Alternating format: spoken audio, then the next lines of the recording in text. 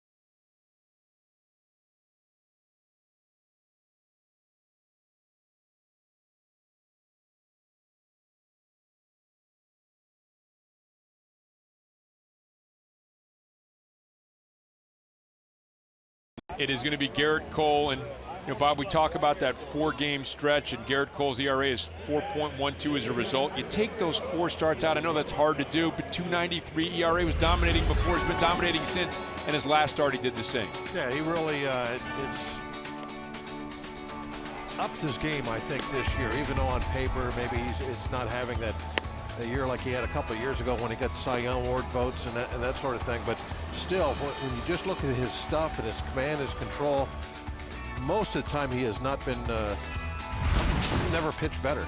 The problem that he's had this year was that one little spot where he did get beat up a little bit, and the home run balls, and that's kind of hard to explain. I know home runs all around the league are up there, record pace and all that, but still, it seems like for whatever reason, when he does make mistakes in the heart of the strike zone, he's paid for it more than anybody else. And with his stuff, that doesn't make a lot of sense. Never been a guy who's given up a lot of home runs. You can see those numbers that have looked good for Garrett Cole. He began this week with a victory for the Pirates. They haven't won since. They're going to try to get a victory against Clayton Richard, a little like Travis Wood on Friday, Bob, in that he's a soft-tossing lefty, and he's got very poor numbers in the month of July. Yeah, has not been pitching very well of late, but the style of pitching sometimes gives us a hard time. We'll see how it works out.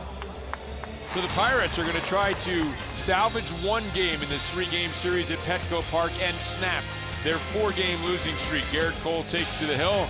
Andrew McCutchen trying to help supply the offense. The Bucks looking to avoid the sweep.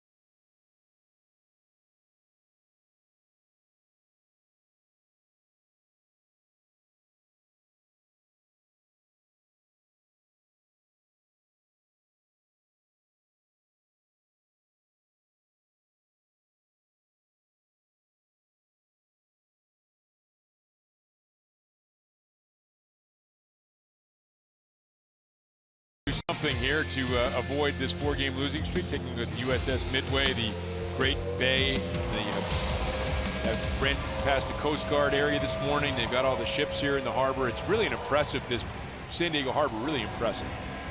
A lot of things to do around here when you come in for a weekend series. So much stuff to see, and you're right, it is an impressive place. Toyota RAV4 lineup, Starling Marte is followed by Josh Harrison, Andrew McCutchen, David Freese in the cleanup spot. Jose Osuna will play first base with Josh Bell mired in a slump. Bell won for his last 16. Then it's Mercer. Jordan Luplow will get a second career start. Chris Stewart will do the catching for pitcher Garrett Cole. Marte steps in as we take a look at the guy he's going to be opposing on the mound, and that is Clayton Richard. It's said before, has not been very good of late, and you look at the opponent batting average of almost 330. I mean, that's wow. You expect to get some offense today, but the game is played between the chalk lines, not on a piece of paper. Marte, who had a bunt base hit last night, takes ball one as he squared early.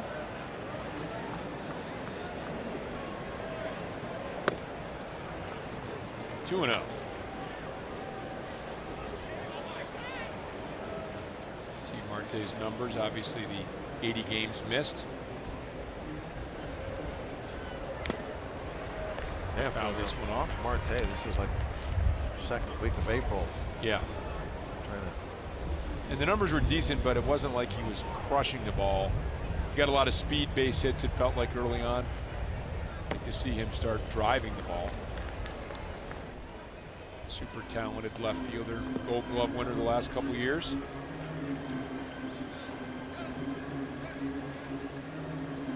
We've seen a couple years ago power year from Marte, and we saw last year a batting average year from Marte, who wants time out here. And you know, this year, no matter what he does, really, this last couple of months is just kind of like just been a mess for him, and we'll probably have to really wait till next season to get a handle of, is he going to be a power guy? Is he going to be an average guy? This year, I mean, his early on, obviously, he had some stuff on his mind that maybe why he wasn't himself early, playing the first couple of weeks of the season, hitting the ball the way we've seen him in the past.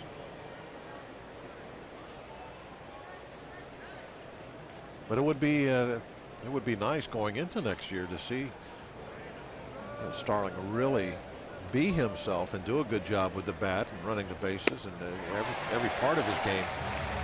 Nice strikes out swing. Oh, sorry, strikes out swinging here, Bob. We're going to head back to our AT Sportsnet studio where Dan Potash is standing by.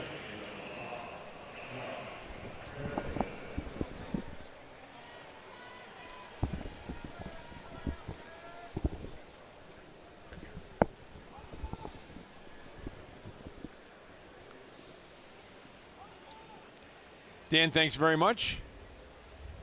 Yep, and there's his former hitting coach, Clint Hurdle. Had him in Texas. Rounded the short. Harrison down the line, but nice play there, and he is retired on one pitch. And it happens on the day of the baseball induction ceremonies. You would think that Beltre's 3,000 punching his ticket eventually to Cooperstown one day. As we take a look at our Honda defense. Austin Hedges off the 7-day DL. Pirela first base, Asuaje, Coleman, and Solarte also off the disabled list. Caesar, Margot, and Renfroe in the outfield behind pitcher Clayton Richard.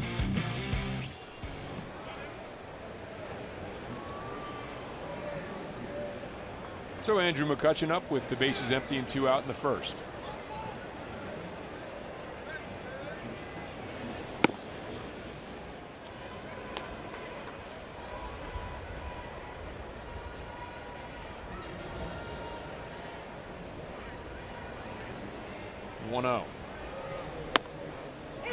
In there for a strike. Early on, I guess the temptation would be to be careful here to Andrew McCutchen. Early on in the game, you just going right at him, though? Oh, yeah, I think so. Everybody has their own theories about that sort of thing, but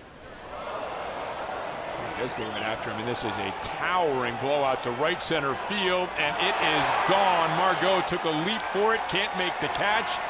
It is the 20th home run of the season for Andrew McCutchen, and the Pirates are on the board up 1-0. Kutch did a good job on Friday night. He was our only offense versus a soft tossing lefty, so he gets started here. I guess you could kind of expect that, but yeah, I think as a general rule of thumb, earlier in the ball game, you're a starting pitcher. Don't be messing around and nitpicking and ended up creating yourself an inning where you're going to give up 3 because you walked a couple of guys. And that was right on the edge, and that's a ball early in the season. Where was Kutch hitting those? He was pulling those on the ground to third. Ball's away from him. Now he's going with him, and that ball hit straight, almost not dead center field, but a little over to the right side. Hit it where it was pitched. I couldn't tell if that fan was disgusted that Margot didn't catch the ball or that the ball didn't come back to him. This one fan looked a little disgruntled there. Look at him kind of turning around. He threw his hands up. Yeah, kind of threw his hands up in the air, I thought. It might have landed in his beer. That could have been it too. That was C. Yeah, I had an A and B covered. I didn't have C. He was like, oh, look at that. It hit the beer's gone. We gave up a run and it cost me a beer. Oh. 1-2 to David Freese. Andrew McCutchen has put the Bucks up early. And down goes Freese. A pair of strikeouts for Clayton Richard, but in between. Andrew McCutchen hits his 20th home run of the season. Garrett Cole will have a lead as he takes the mound in the bottom of the first.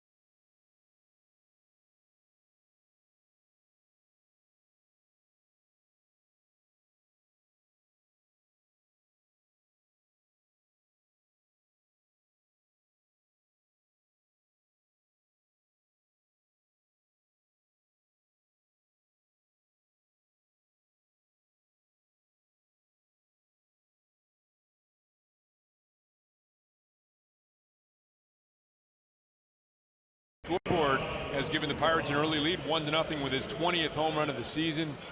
A long, high blow over the 396 sign in right center field. Manuel Margot homered last night for the Padres. He will lead things off against Garrett Cole this afternoon. Margot with Suaje Pirela Ganherve Solarte returns from the disabled list. He's been out since June 23rd with the left oblique. He is the subject of trade rumors. Hunter Renfroe, Matt Caesar gets a start in left. Austin Hedges, we mentioned the catcher, also off the 7-day DL. He's on the concussion DL. And then Dusty Coleman and pitcher Clayton Richard. Garrett's numbers on the year. We've talked about how on paper the numbers not really what he would like to see, but that doesn't really reflect in the quality of his work. I think as far as the pitches and the location this year, especially the ERA up in the 4s. Garrett, he's used to having a better ERA than that. But those home runs, hard to explain them. Well, 2 quick strikes and then comes back with another quality strike in the strike zone that's fouled off on the 0-2 pitch.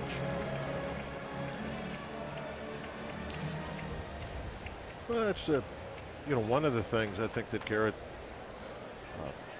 could work on. I mean, it's a little bit of a nitpicking thing. Gets Margot here to chase down to first out of the game. His control's been very good, and so he's always jumping out in front. You see a lot of 0-2, 1-2 counts with Garrett up there, but there are times in a game where even though he's getting 0-2, 1-2, pounding the strike zone real quick, they fight him to full counts a lot. And so he might have a 1-2-3 inning where he has to throw 19 pitches, 20 pitches. So after 6, a lot of times he's already used up his 100 pitches and then some. Right.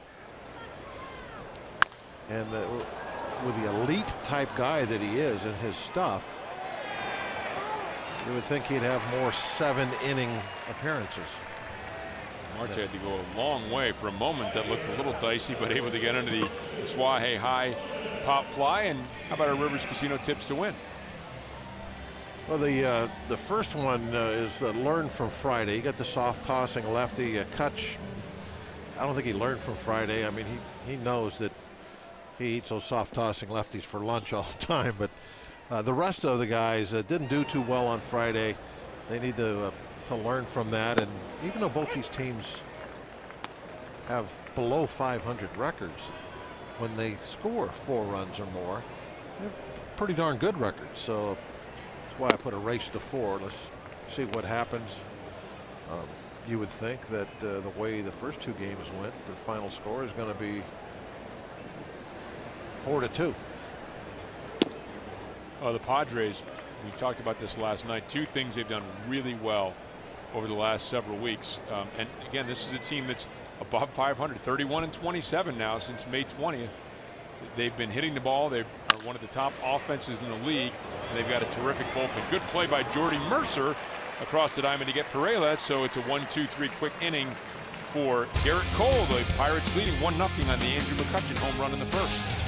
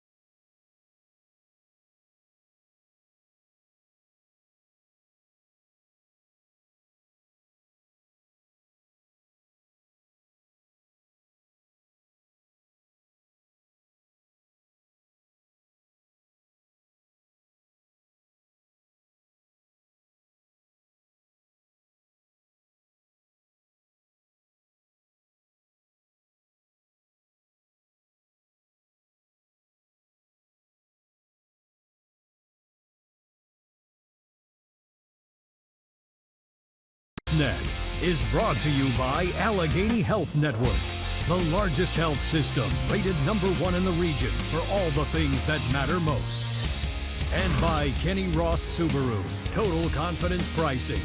Let's go Bucks! Jose Osuna leading off here in the top of the second inning. Takes strike 1 from Clayton Richard. Josh Bell in a slump. Jose Osuna, right-handed hitter, goes against the left-handed Clayton Richard today. 1-1 count. They talk about what a hard job it is for young guys to come up and not see a lot of playing time, but Osuna seems to have handled that pretty well.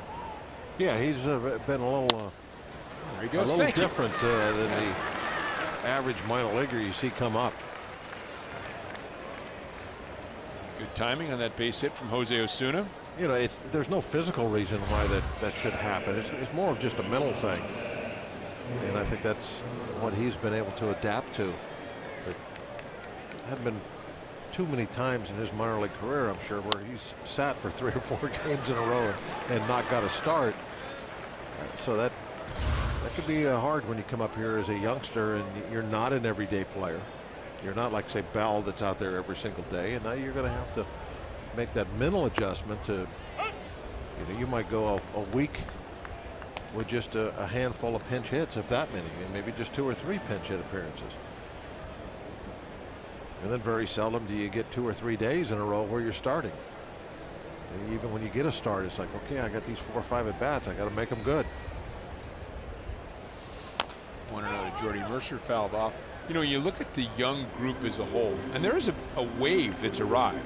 Jameson Tyone, Trevor Williams, Chad Kuhl on the mound, Adam Frazier, Jose Osuna. We've seen Diaz up and down, even Josh Bell. They seem to be kind of a mature group of guys, the way they approach the game. Mm-hmm. Yeah, I agree. There is a wave that's here. You know, Marte and Polanco, kind of like the first. Right. The first little wave with the foaminess in it, you know, it gets up there on the beach, you know, there's more coming. No, but seriously, the minor league Garrett Cole system for part of a that? long Was he time part of the phone? was a little difficult. You didn't get. There was a period there that it just wasn't putting out a whole lot.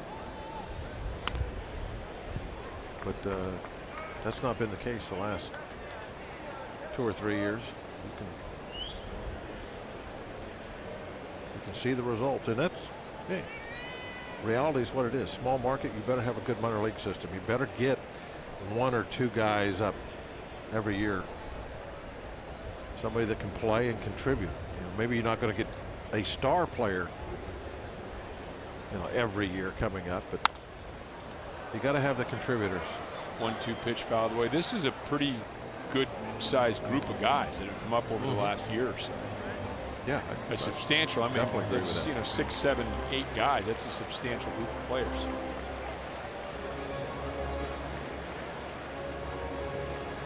Cubs leading 4-2. You go to the bottom of the 9th. I mean, it's not an easy thing to do to have a minor league system that can put out a couple of guys like that every year to help. It becomes increasingly difficult as well. I think it's unusual. When you have success and then you're drafting later. Then you're. Yeah. I mean, it's one thing if everybody. You take Garrett Cole at the top of the draft. You have Jamison Tyone, but a lot of these guys. Great job in the development and the scouting in Latin America with Osuna and Diaz, part of that group we talked about. There's Mercer with a fly ball to center field, easy for Margot. 1 away. But that's the only way that a small market team can be good. That has the to. only way. Yeah. That has to keep happening. There's no getting around that. And even if you have. That doesn't mean you're not going to have guys from other organizations, because you're going to use that strong minor league system to plug some holes. I mean, let's say, we've really had a lot of good players come up over the last 3 or 4 years, but it's been real hitter heavy, say, and you need pitching. Well, you use that surplus to try and go out and get some pitching. This ball driven hard out to right field, but stays in the ballpark. So Luke Lowe, looking for his first major league hit, really hit that one hard, but flies out to right, so 2 away. That's why in baseball, I really don't think, I don't know of any team that really does this. You don't draft for need like you do in other sports. Right. It just, no, at baseball, you can't do that because it's so far down the line.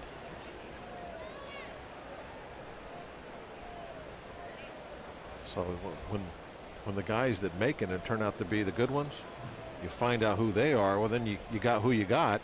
Right. And if it fills a need at that time, well, that's great. But if not, then maybe you have to go outside the organization and use a surplus of hitters or catching or pitching or whatever you got that at that snapshot in time is an oversupply. Well, then you use that to fill a hole somewhere else. And we saw, we've seen Dilson Herrera for Marlon Burley. We talk about the trade deadline a little bit. The Pirates have been extremely active at the trade deadline under Neil Huntington, and a lot of that has been trading from their minor league system to get players back to help them for a second half push. So it's not just the guys we've seen here, but others that have been traded away that have come through this fruitful system. That's away. And 2-1 to Chris Stewart. There was a trade deadline pickup, Ivan Nova from a year ago.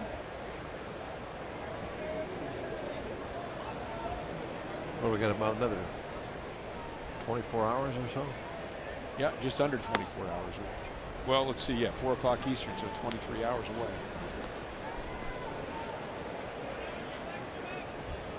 Figured this is going to be a busy 23 hours. And there'll still be trades next month. Right. You have you have to get guys clear waivers, and most players do clear waivers. And Chris Stewart rounds out 6-4, so the Pirates retired here in the top of the second. Garrett Cole back out for his second inning of work with the 1-0 lead.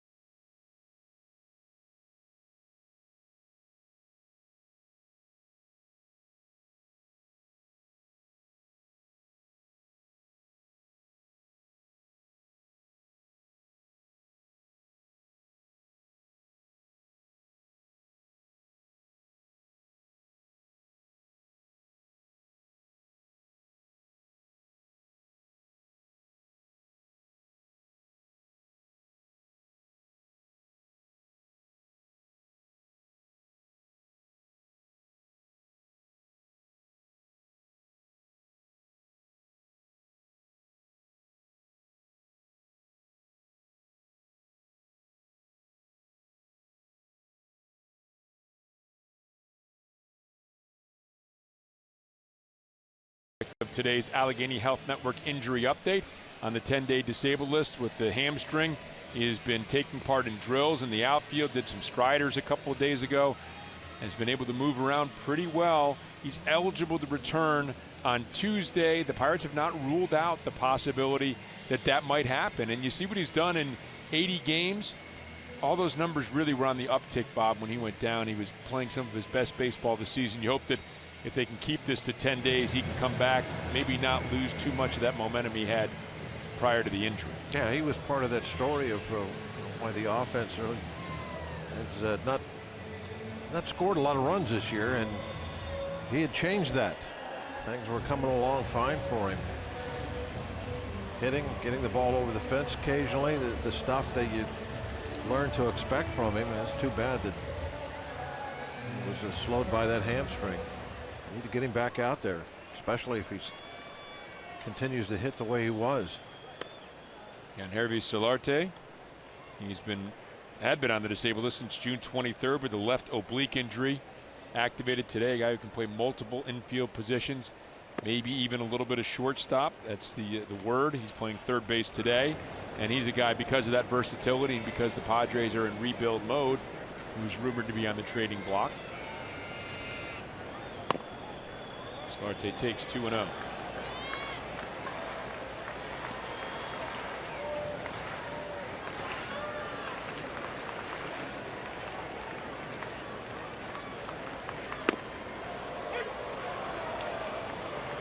to Solarte. Beg your pardon, 3-1. I beg your pardon, 3-1 count to Solarte. And draws the walk.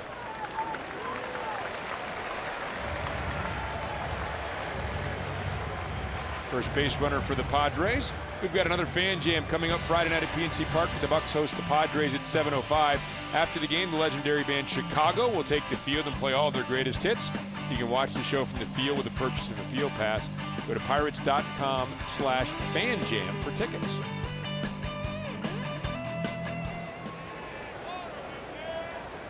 So Solarte aboard as Hunter Renfroe comes to the plate. Renfroe takes the ball away. Renfroe 20 home runs, and he has 20 doubles, 20 plus doubles, and in the unique category among major league rookies with those numbers.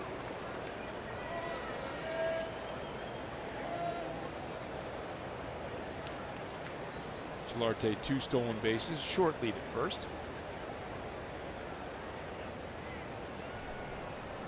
1-1 from Cole. Foul back to the screen.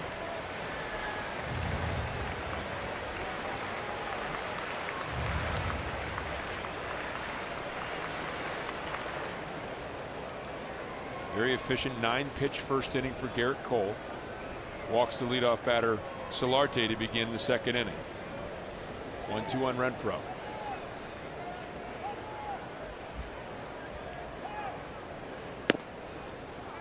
Fastball up to 96. I think most of the fastballs we've seen are 94 with Garrett, so wondering if he's maybe just trying to find himself a little bit, Bob, early on with a command at 94.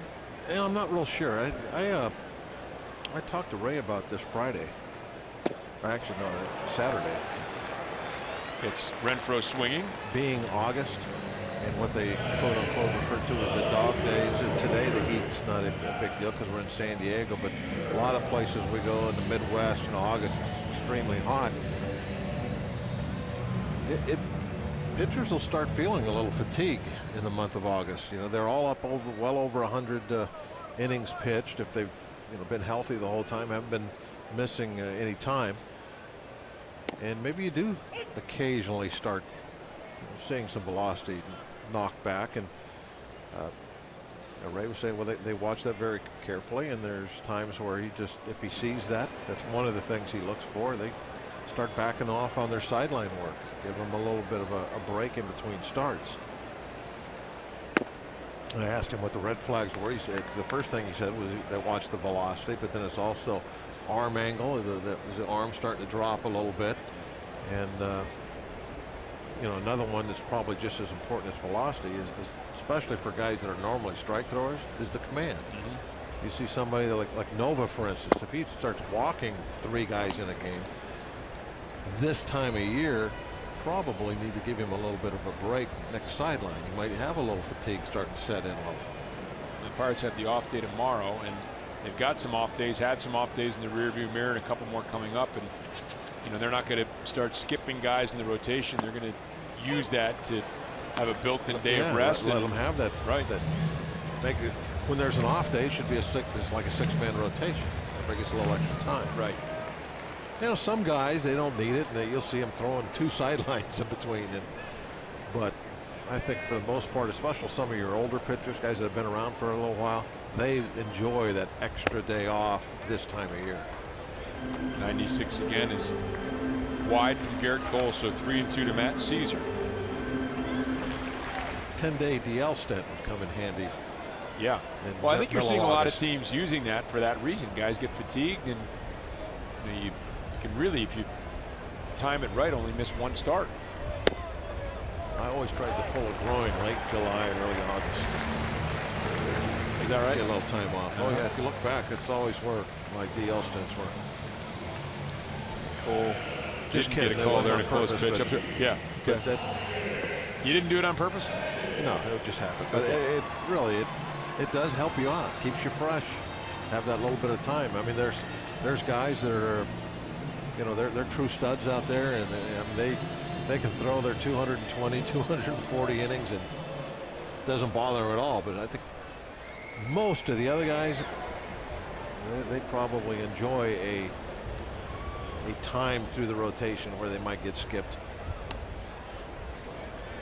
Pitch up high to Austin Hedges, ball 1. So Garrett Cole, very efficient in that first inning, is finding a little trouble finding the strike zone here. In the second, has walked a couple, had a strikeout sandwiched in between. So 1 out, 2 aboard here for catcher Austin Hedges, his first at bat, coming off the 7-day concussion DL. Took a foul ball off his mask against San Francisco back on July 14th, and now Cole 2-0, and Chris Stewart out to have a word with the Pirate starter.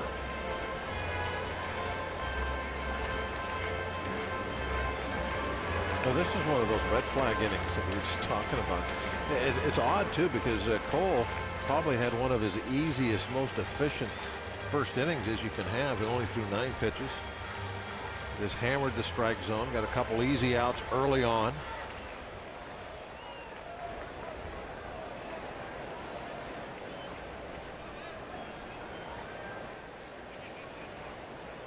Two-0 to Hedges. And at 96 miles an hour, 2-1 count. Cole trying to work through an early bout of control issues here. Wouldn't call it wildness necessarily, just to finding a couple wide. Actually could have gotten a call on that 3-2 pitch to Caesar. Does get the call in the outside corner there. It's 2-2. Now we're seeing a little more velocity from Garrett Cole, 96 miles an hour on that last fastball. The Pirates infield, the double play depth.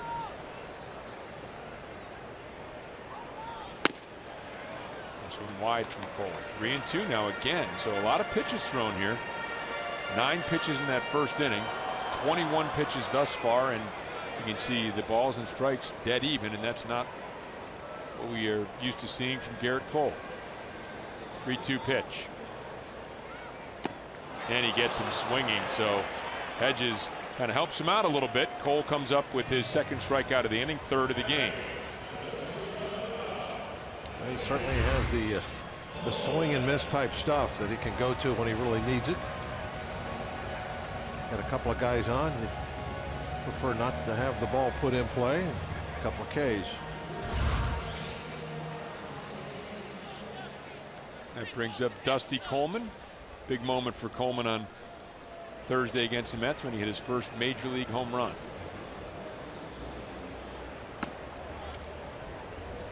Ball 1.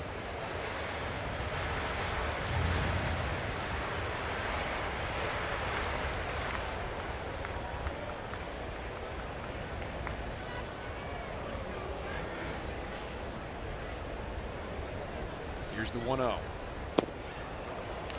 Slider's gotten some swings and misses. Yeah, he's painting with that one. This is why he is a different kind of guy. He's got the elite stuff, and he mixes it in, but most of the time, very good control.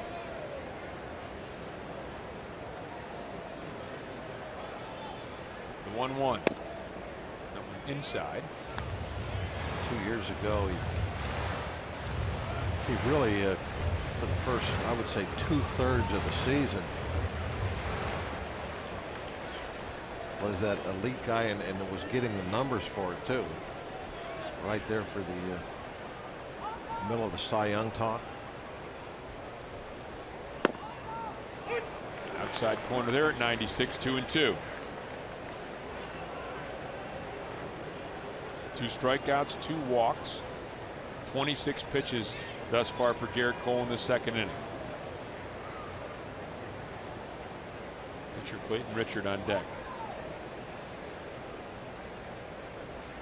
Cole would love to start off the third inning with Richard. Looks like he will. Freeze over to second base. They get the force out, and so Garrett Cole a little extra work in that inning, but able to get through it scoreless. We head to the top of the third with the Pirates up 1-0.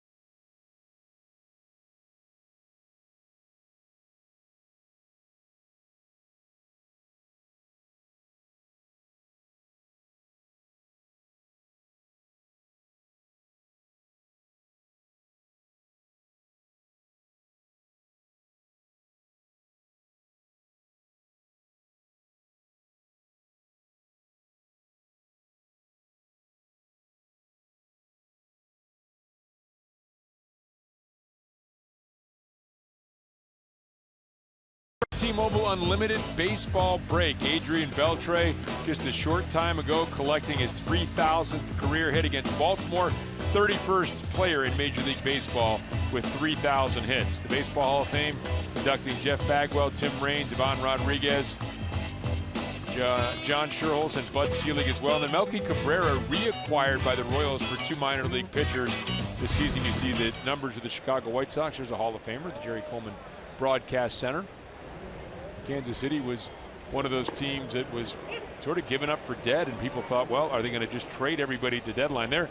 We talked about, as you see the star up there for Jerry Coleman, you talked about small market teams, mid-market teams, small revenue teams, whatever you want to call them, and the ability to stay good for a long period of time. And it's been hard for teams to figure out. Tampa Bay had their run, then kind of cooled off, and a lot of people are forecasting that this is it for Kansas City. So I think Drayton Moore, their general manager, has decided to sort of push all his chips into the table, middle of the table, because he's got all these guys. It's a buyer's market. He has all these players with expiring contracts, so going to take one more crack at it. Of course, they've won a World Series and been to another.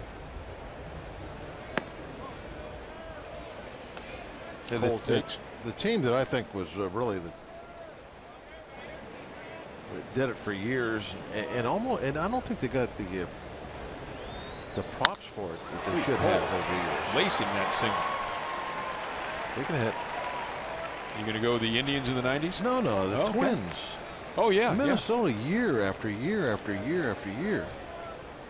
I mean, going back to the early 90s. And up until very recently, I mean, they were always there. Didn't win it all the time, but they were tough. Yep, that's a really good example. It's hard to do because as you get good, you get the draft picks and you trade off the guys and then you get good. And now the draft picks get a little bit later. It becomes harder to trade guys because you want to hang on and maybe win with them. Everything becomes a little more difficult. There's a little they have like they had 2 managers for about 25 years. Yep. That's the stability. Yeah, that's Terry Ryan is a GM, right?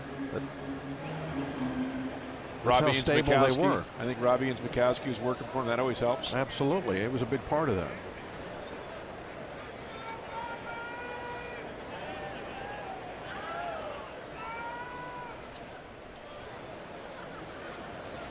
Oh-1 to Marte with Garrett Cole aboard. 1-2 now. Fouls off 2 pitches.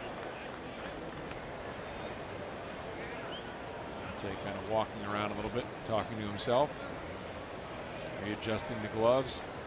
Clint Hurdle looking on. Turned 60 today, right? Happy birthday, Clint.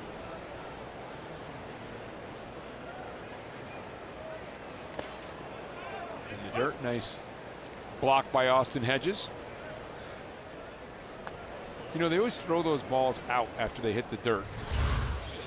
Which, of course, we're going to watch this. So right in the dirt, nice, really nice scoop. Boy, that was a tough play. Pitchers used to love that with a little dirt, right? Couldn't you make it break a little bit? Absolutely, yeah. And they didn't throw him out. 1-2, and Marte caught looking. So 2 at-bats, 2 strikeouts for Starling Marte. As long as there wasn't something visibly wrong with the ball, they would leave it in. MLB.tv every night, every device. Watch every out-of-market regular season game live, plus get a free subscription to At Bat Premium, the #1 app for live baseball. Blackout and other restrictions apply. Visit MLB.tv for details. And you would get one that was visibly messed up occasionally because they wouldn't look at it after every single play. Oh my man. Cole is picked off. What was he? He had to be looking somewhere else. Because, I mean, he didn't realize the ball had even been thrown to first base until it had almost hit the glove. I don't know where he was looking, but it wasn't at the pitcher. Watch him. I mean, the throw is coming over there, and he's still walking off towards second. Right now, the ball's on its way to first. Yeah, it looked like he was looking in. Yeah. Well, Richard had that. We saw that in the first inning. Very deliberate, slow move.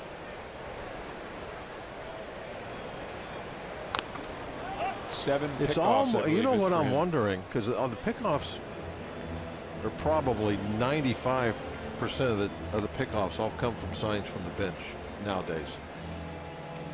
Did somebody from the bench watch Cole and realize that when he was taking his lead, he wasn't looking at the pitcher and decided to put that pickoff on? Because very seldom do you ever even throw over with a pitcher. Right. And how often do you see that? Right. So somebody on the bench might have been thinking, hey, he's looking home as he's taking his lead.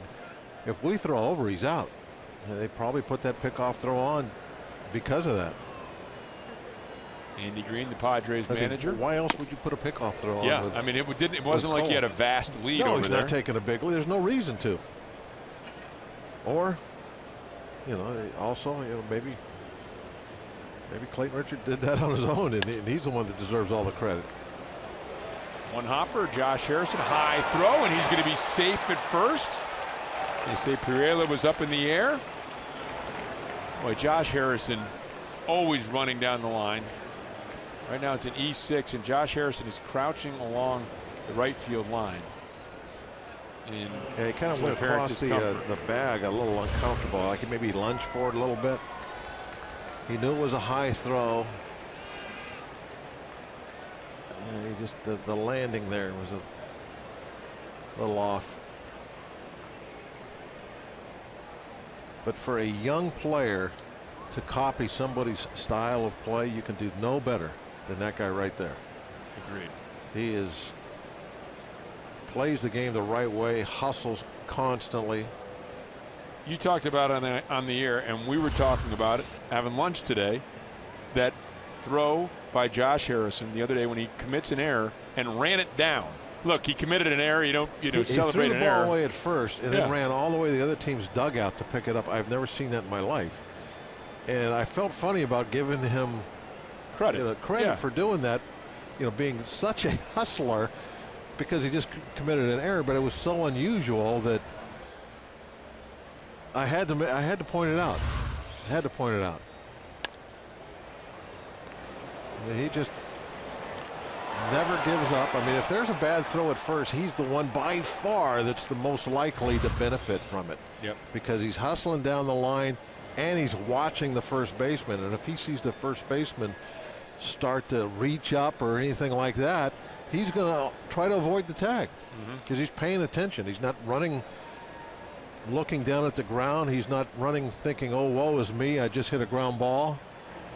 He's playing the play out right to the moment the umpire makes the call, whichever way it goes. Right. That's what makes him such a great player and so much fun to watch. Is most players are out the way you're supposed to. Right. And if you're an infielder and it's a slow hopper to you, as Todd Tomzek and Clint Hurdle leave the game and Josh Harrison stays in it, you better hurry, right? I mean, he's going to be running down the line, so that puts a little pressure on the defender. And I'm not trying to say somebody is a bad player or anything like that, but the vast majority of your players, and this is just reality, they hit a ground ball, they'll take a couple of quick steps out of the box to run. As soon as the ground ball is handled cleanly, then they coast the rest of the way to the back. That's how most players do it. But Jay will do that occasionally, but that's a rarity to see him play like that. He was not fooled by the Richard pickoff there. Watching the pitcher. And having a little chat. Mirabarty over there at first base.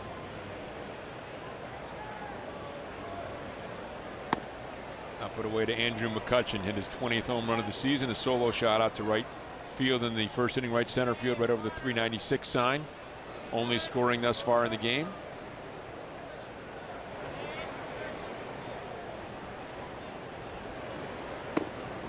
Two and 0.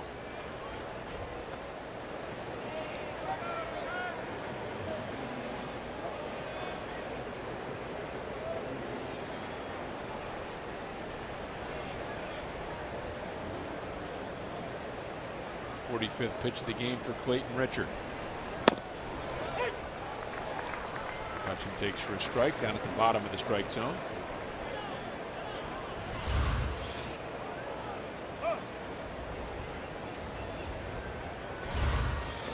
Boy, Josh Harrison is finished. Tried to stay in the game. Max Moroff coming out. Taking the leads and just thinking I shouldn't do this, I guess. He is kind of like a basketball game. Put his hand up, call for relief. Yep. That's a shame. You hope that whatever it is isn't going to keep Josh Harrison out. Well, at least there's not a big limp coming in or anything like that. So your hope is that at worst it becomes a day-to-day type thing or a few days rest. Day off tomorrow. That should help. You hope. More off in, and you hope now Garrett Cole can give you a good deep game and that pinch hitting and all those other things with the shortened bench early in the game don't come back to be factors later in the game as well. 2-1 and Moroff frozen by that move by Clayton Richard. He didn't have a big lead either, so that Richard move must be very deceptive. So he was leaning back. He had a one-way lead. He's leaning back. Outside to McCutchen, 3-1. But even with that, still had to dive back, and it was fairly close. So there's got to be something in that Richard move that's hard to pick up. It's slow.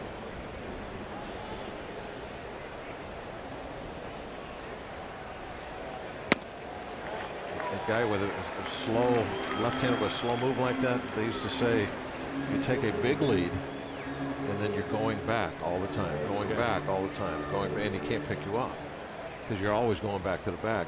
Then when the one time is you're going to steal, as soon as he starts to move, you take off. That way they have no chance of throwing you out because you've got this tremendous jump. You get the big league and he's real slow. Right. The only time you're going to be out is if he picked that moment to go to first. Now that's if you're running, but if you're not running and you're going back towards the bag and there's a double in the gap, that could work against you, right? Yeah, absolutely. 3-2 pitch. I'm talking about trying to steal. McCutchen has walked and bring David Freese up to the plate. He definitely was being very, very careful with McCutchen after that home run in the first inning. And we've seen a couple times in this series, Bob, where Freese has come up, runner on first. Looks like they're not going to hold him here. So, I mean, of course you wouldn't with the runner on second, right? So, unless Moroff steals third. Saw that big hole for David Freese and able to take advantage of it, but clearly not a holding on situation here.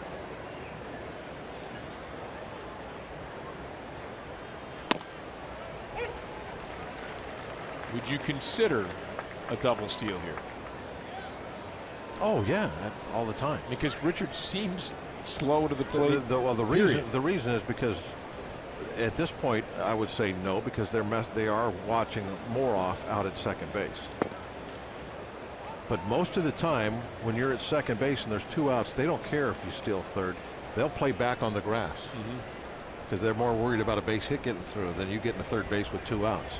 But when there's a runner at first, if they're not holding you on, yeah, go ahead and walk to third base because you're going to drag that guy with you. Right. Now you got 2 guys in scoring position instead of 1.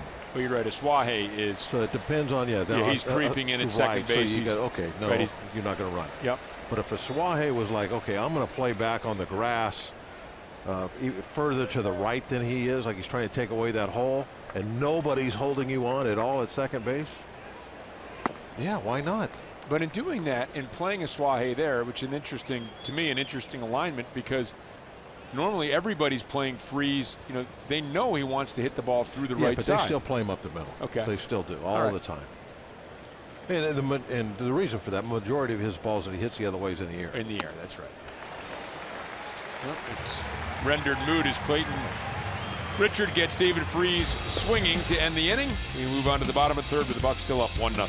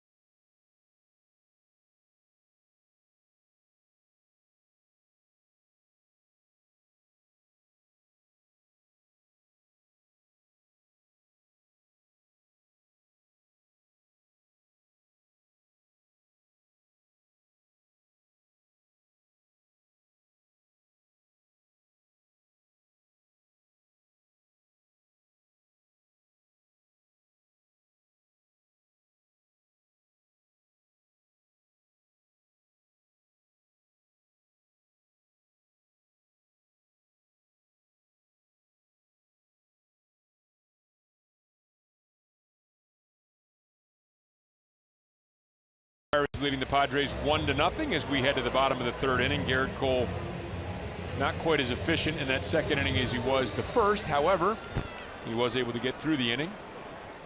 Yeah, first 2 hitters not good. A couple of walks, but after that he buckled down and got through the inning easily. 27 pitches in the first after 9 in the second. Would like to get back on track here, beginning things with pitcher Clayton Richard, who is in the hole 0-1.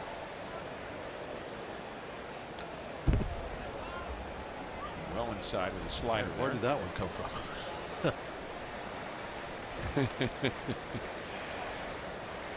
Literally a back foot slider. Yeah.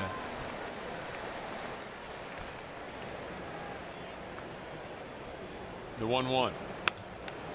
Fouled off. 1-2.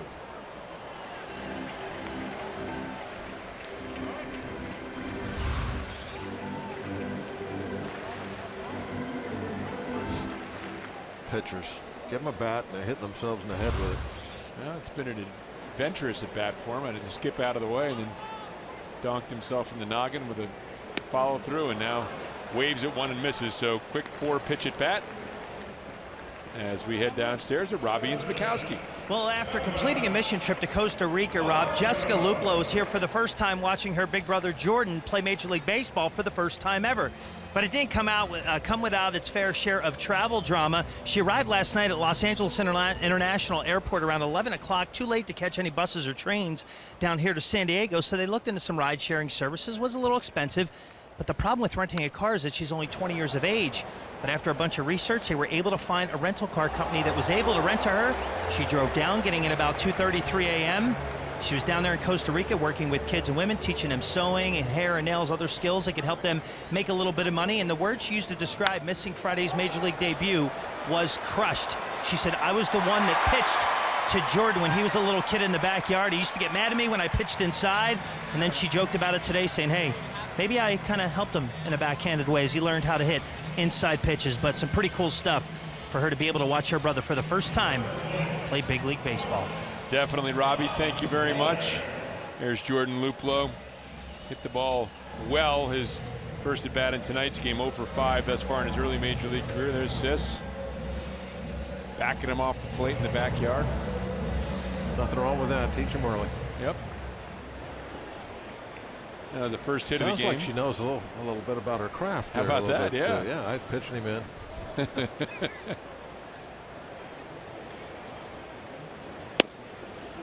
Swahe lined out to left field in his first at bat. Cole gets ahead 0-1. So Margot, the first hit of the game, coming here with 1 out in the top of the 3rd inning for the first hit of the game for the Padres.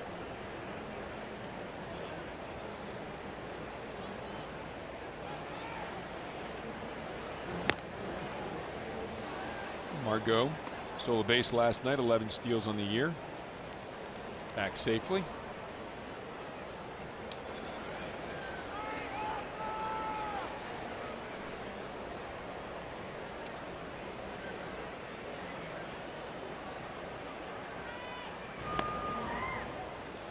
Two straight pickoff attempts of Margot, or at least keeping him honest over there. How about Steve Pearce? 3rd career grand slam, the 2nd in 4 days. 2 walk-off grand slams in 1 season for Steve Pearce. How about that? One-time Pirate farmhand, and this one dropped safely into right field. So 2 soft, soft singles. Similar hits.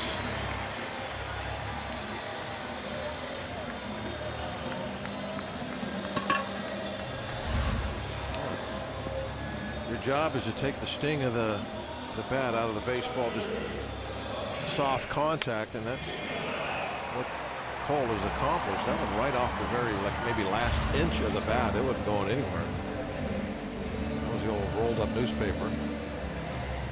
This Padres team, we mentioned it, they've been scoring a bunch of runs, one of the most prolific offenses in Major League Baseball since the All-Star break. Jose Pirela now comes up, first baseman. A team like this, they play with all these rookies all over the place. They play with an enthusiasm. They all want to make such an impact here early on. It's a fly ball out to left field. Marte starts out, comes back in. 2 away. Soft contact again for the easy out. Well, despite the 2 base runners, just 9 pitches in this inning for Garrett Cole. sure he would love to get through this inning quickly and be able to work deep into this game. Here's Solarte. Fresh off the minor league rehab assignment. His first major league game since June 23rd. Walked in his first at bat. Looks at ball one here.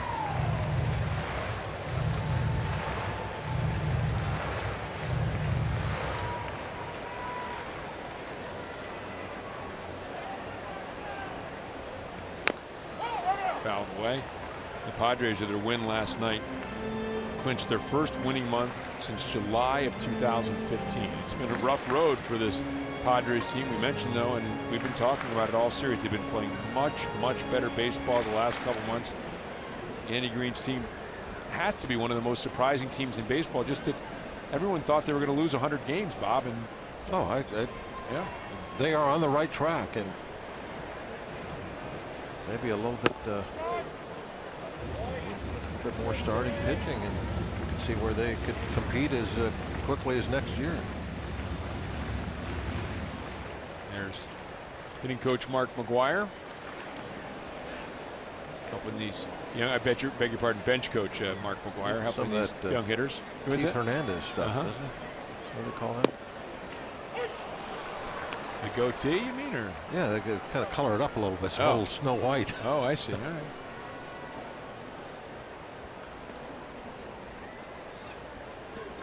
Talking about the Just for Men? Yeah, I think that's what that's called. For beards? Or? Yep. And Walt Clyde Frazier doing those ads in New York. 2-2 pitch from Cole, 50th pitch of the game, and he gets Solarte swinging, so Garrett Cole gives up a couple of soft singles but records his second strikeout out of the inning.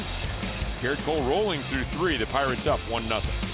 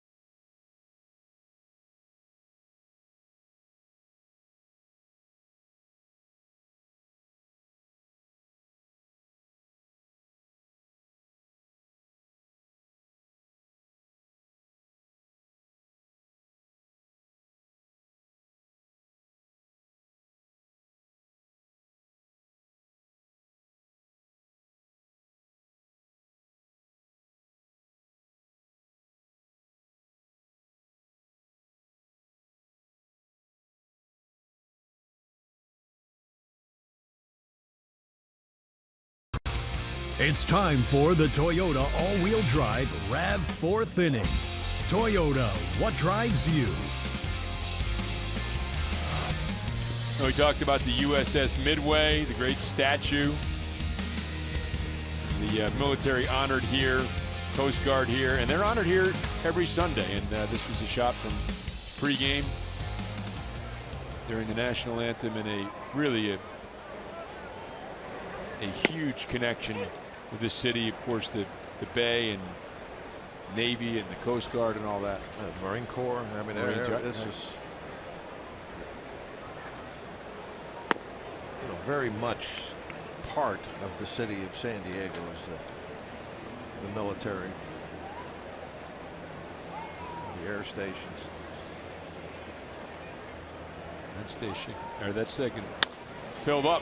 Jose Osuna, ground ball to short across the diamond.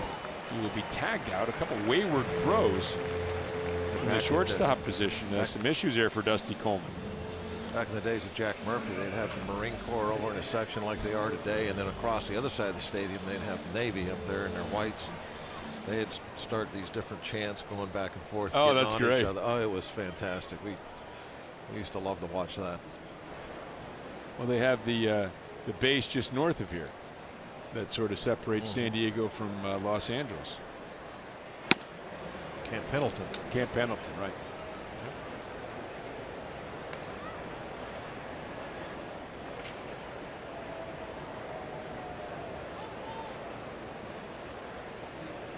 Yep. 1-0 to Jordy Mercer. Mercer turns on this, but well foul up into the left field stands.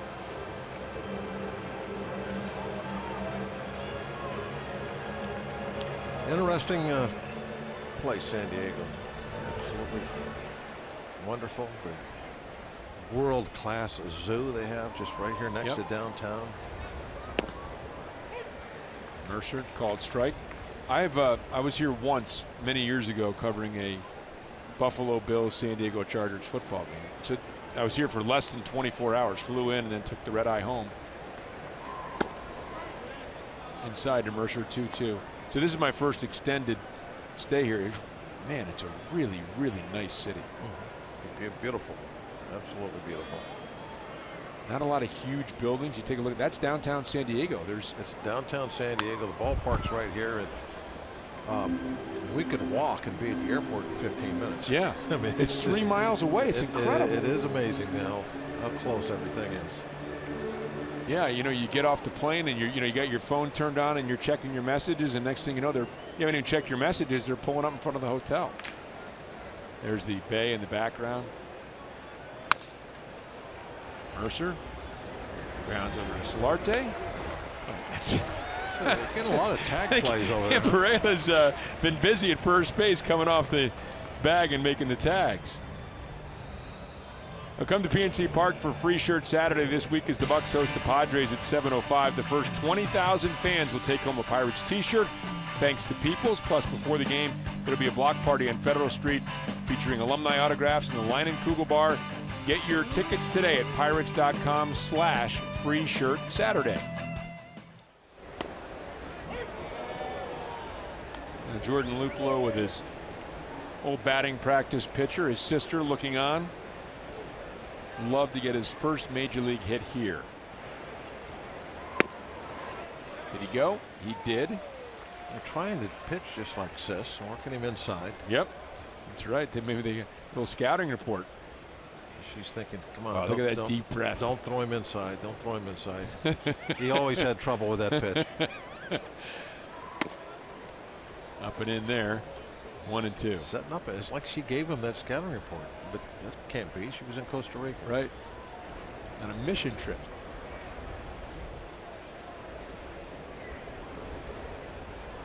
The 1-2.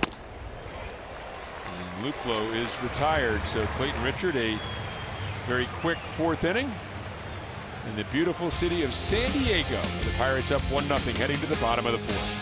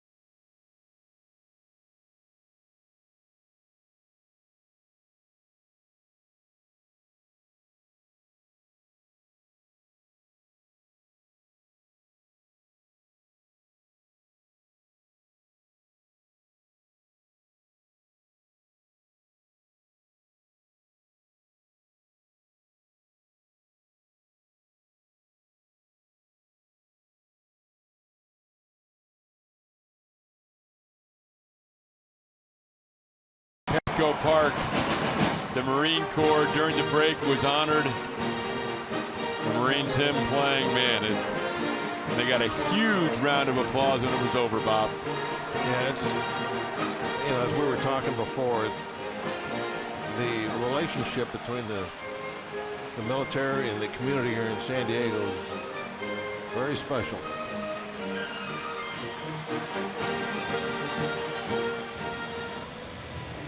It's a great song, you know? Oh, yeah. Yes,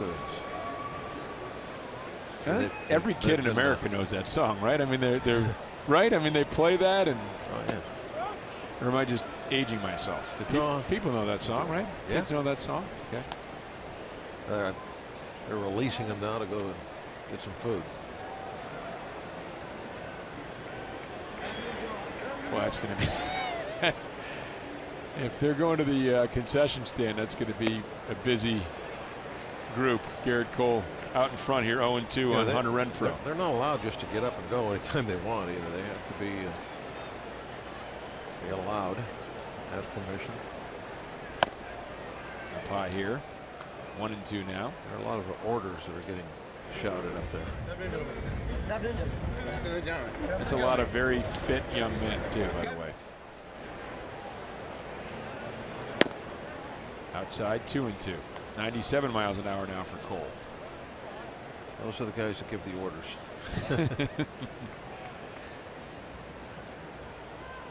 There's Sergeant Bars. How about the creases in those shirts? Yeah, see, there you go. 0-2 to 3-2. Something you've talked about here a little bit. Cole, there's 3 pitches, getting that pitch count up to 55 now. He's been able to avoid that pretty much today, though. No complaints today. He's done a good job with that. A fisted pop-up. Jordy Mercer will drift underneath it. First out here as Renfroe pops out to begin the 4th. You know, every now and then it's going to happen, no matter, even to somebody like, you know, Nova, who's always trying to get early contact, get him to put the ball in play. And those guys are going to do a good job and have an extended bat off you. Yes, they're humans, right? They're gonna make mistakes. Things are gonna happen. This one hits sharply right to Jordy Mercer. And 2 away. And you're trying to balance things too. This is a 1-run ball game. So at what point do you really start to get a little more concerned with, well, I can't just lay one down the middle here. Even a solo home run or a leadoff double is a problem. You know, and that's why I always say early on you can, you know, very first inning we were talking about that with McCutchen was up. Yeah, you can go after him then. But once you get 4th, 5th, 6th inning and it's a 1-run ball game, then you start getting a little more careful. And then obviously the guys that come in from the bullpen, you know, and pitch the last couple innings of a game, if it's close, they don't have that, you know, the luxury of being able to just say, okay, I'm going to throw a strike here. Now, they're always trying to hit spots here and there. They just very seldom have a big lead to work with. 1-2 now to Hedges.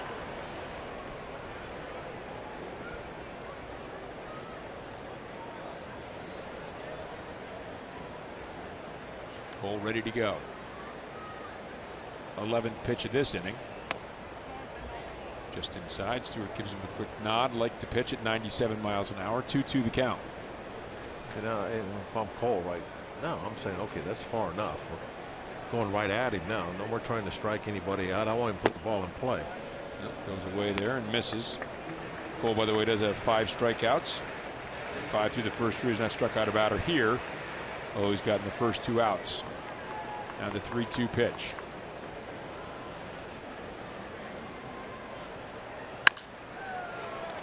Whew. Nice scoop by David Freese across the diamond, and nice 1-2-3. The Padres are retired. We head to the 5th inning. The only run so far for the Pirates at McCutchen home run.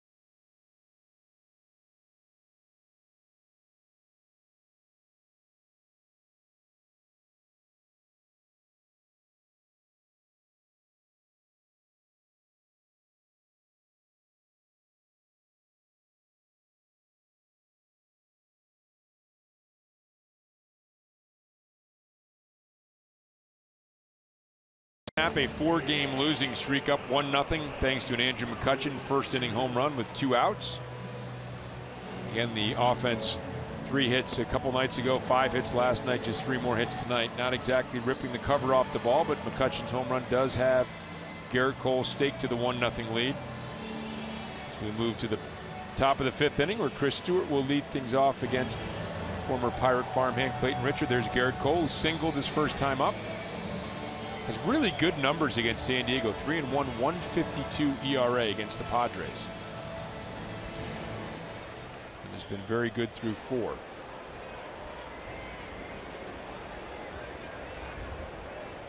Chris Stewart grounded into a fielder's choice his first time up. Takes strike 1.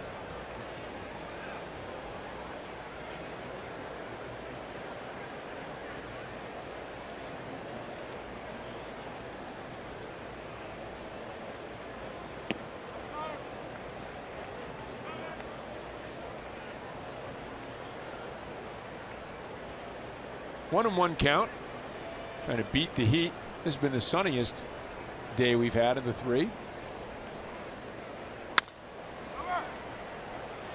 Ground ball over to first. Pereira will take it himself. 1 away. A little bit of humidity in the air too. A little marine layer in here, perhaps. That's what the people have been saying here. Doesn't seem that humid. Pirates Charities Night on AT Sportsnet is just a few days away. We hope you'll join us in supporting 4 incredible charities and their efforts assisting those who have been touched by cancer. Home Run backpacks will sell for $250. Grand Slam backpacks for $700. They'll be on sale starting at 5 p.m. Wednesday at pirates.com/charity night or via phone during the Pirates broadcast at 412-325-4888.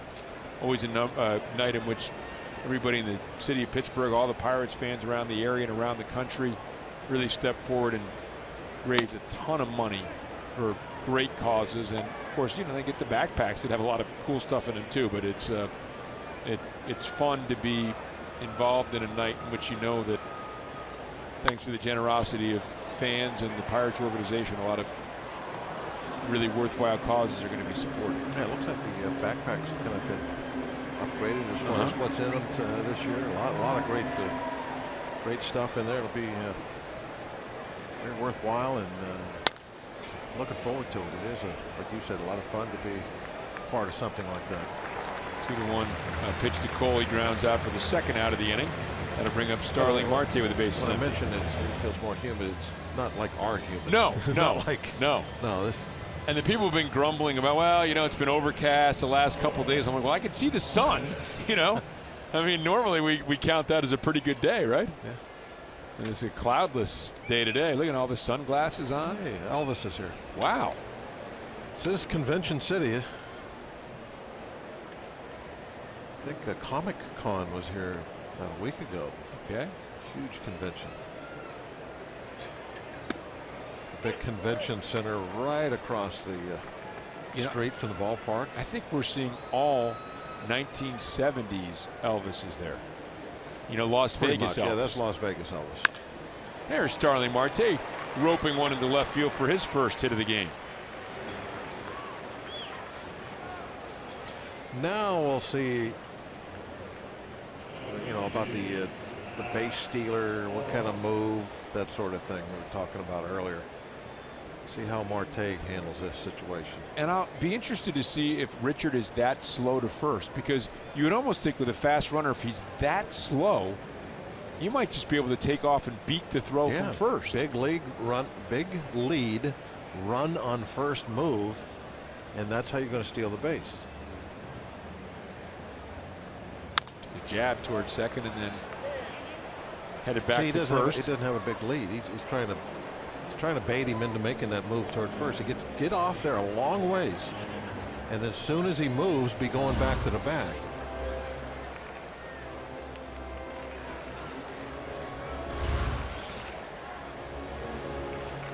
And then one time, don't go back to the bag, and you will steal it easy. And even if he is coming over to first base, you got a chance.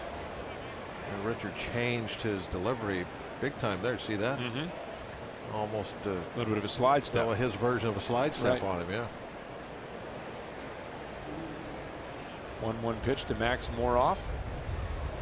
There's the move over to first base, and that seemed a little quicker. Well, that was a slide step move. Okay. And see, now you're seeing whether somebody's concerned about as being a base stealer.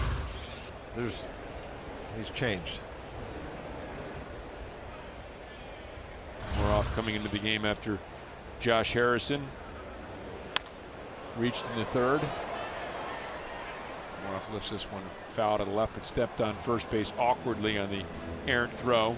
Let's take a look at that J-Hay play and why he's out of the game right now.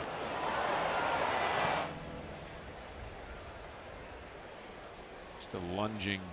He hurt his knee a little bit on that, maybe. That would be the guess right there. Maybe jammed it. Could be the ankle too when you land like that, but right, the knee would have been my initial guess. But regardless, had to leave the game. You hope again with a day off tomorrow, maybe you'll be able to get right back in there on Tuesday, but we'll have to wait and get word on that.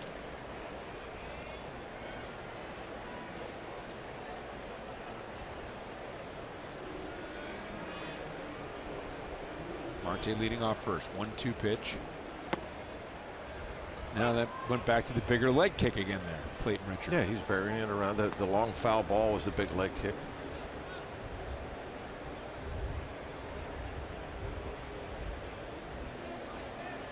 So 2-2 now.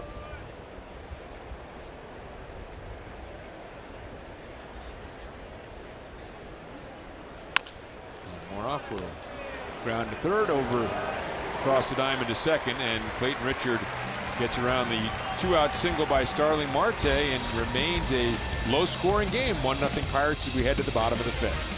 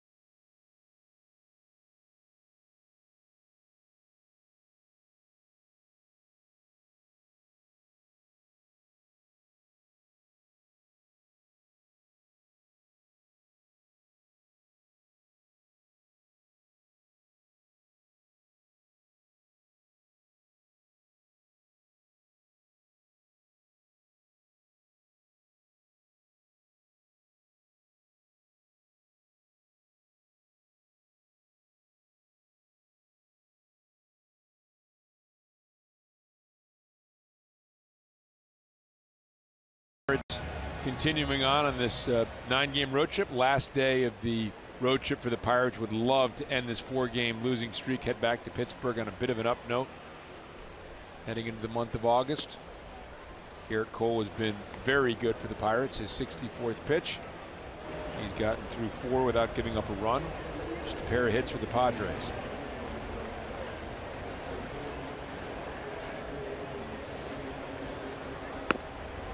Now 2-0 to shortstop Dusty Coleman.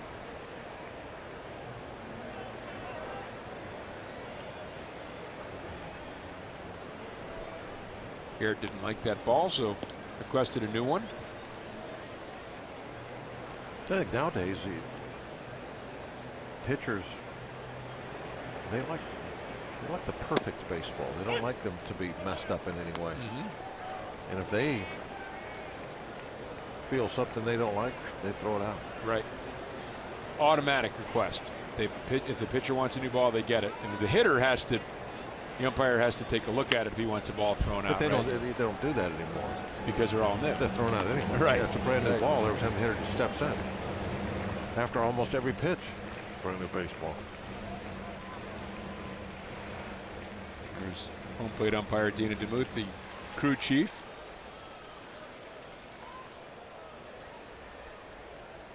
Two pitches. Dusty Coleman digs back in.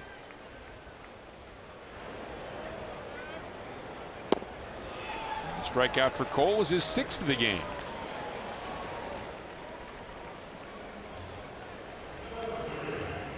Here's our day automotive this day in Pirates history. On this date in 2013, the Bucs swept the doubleheader from the Cardinals to take over first place in the NL Central. Game 1 went 11 innings.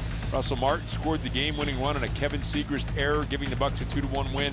They won Game 2 by a score of 6-0 as Brandon Compton tossed 7 shutout innings, and Andrew McCutchen hit a 2-run homer that went off Matt Holliday's glove. Of all the series, Bob, to me, that signified that the Pirates were not the team who'd had 20 consecutive losing seasons. Remember 2011, 2012, they got off to the good starts. Everyone thought, right, this is it. Then they had the swoons at the end of the season. There was like almost a feeling of a little bit of dread among Pirates fans prior to that series. And the Pirates won 4 of 5, and of course they snapped not only the consecutive losing seasons but went to the postseason as well. Richard grounds out across the diamond. Whoa, Jose Osuna, and he's going to be safe. Oh, wow. Oh, that was just not good-looking baseball really all the way around there.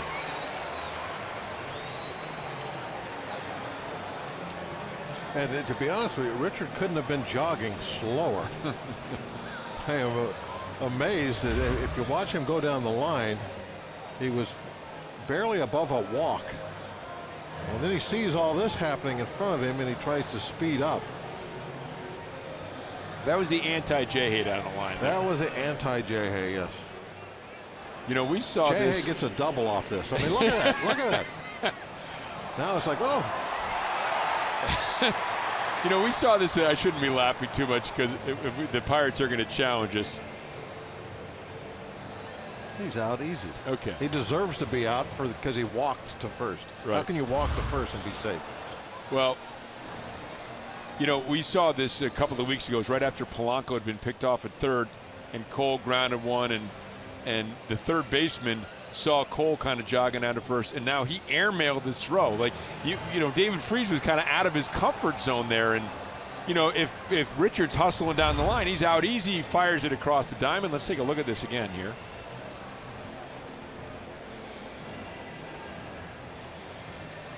What, does he have to lift that off the ground for it to be an out? I don't think so. Is that considered possession there? I would imagine. Okay. All right. But I We're going to find out. It looked to me like he had his whole hand wrapped around the baseball. I don't know.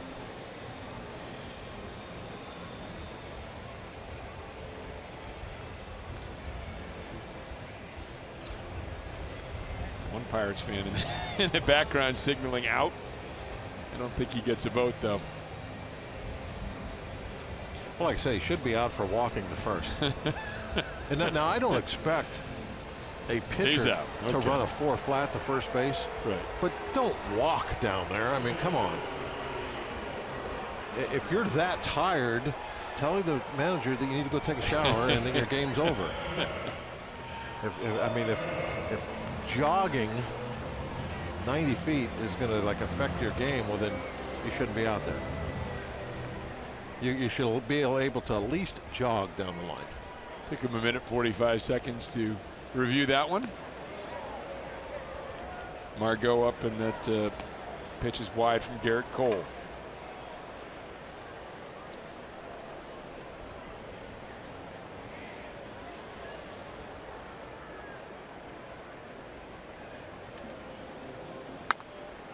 Margot, a little soft serve down the line. It's going to land fair.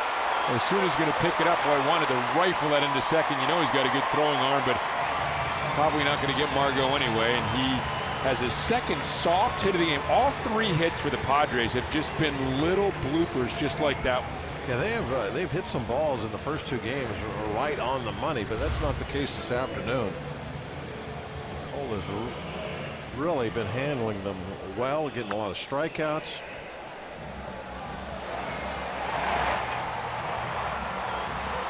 Trying to rush that Osuna because, you know, Margot runs well and is thinking double out of the box.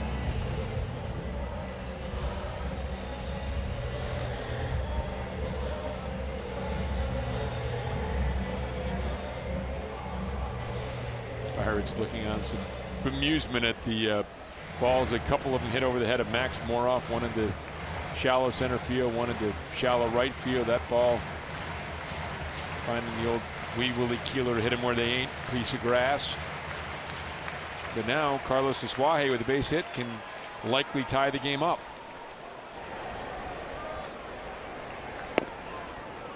Asuaje lined out to left in the first, and that soft single following Margot's single in the third.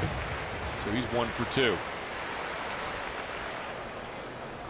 Average up over 333 over his last 13 games now.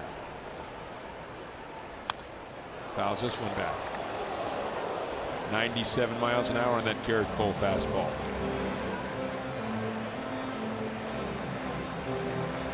Garrett, in the first inning, he was, maybe in the first 2 innings, not throwing the ball exceptionally hard, but reaching back a little bit right now. Follows that up with the off-speed pitch. 1-2. He wants the strikeout here. He doesn't want the ball put in play. So maybe a seeing eye ground ball or another one of those jam shots could cost him the lead.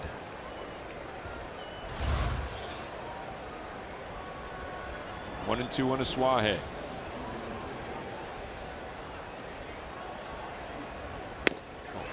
Blows it right by him at 100 miles an hour.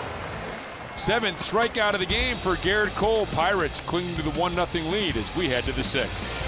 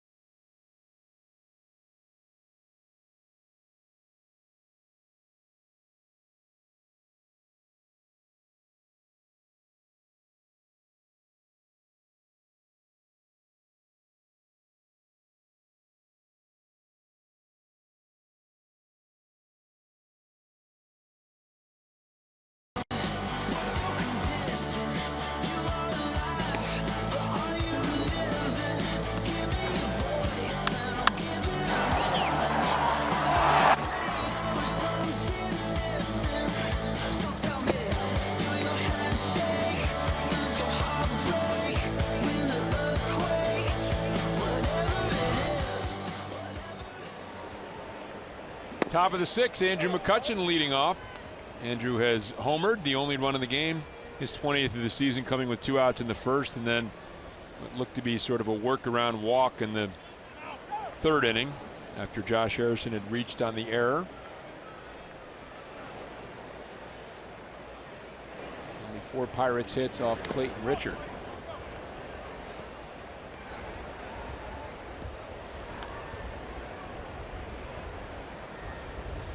1-1 count to Andrew McCutchen.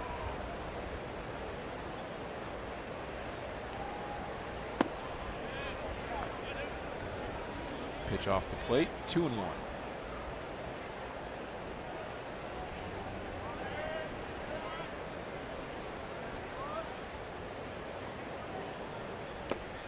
Well, even when he's leading off the inning, he's getting pitched around.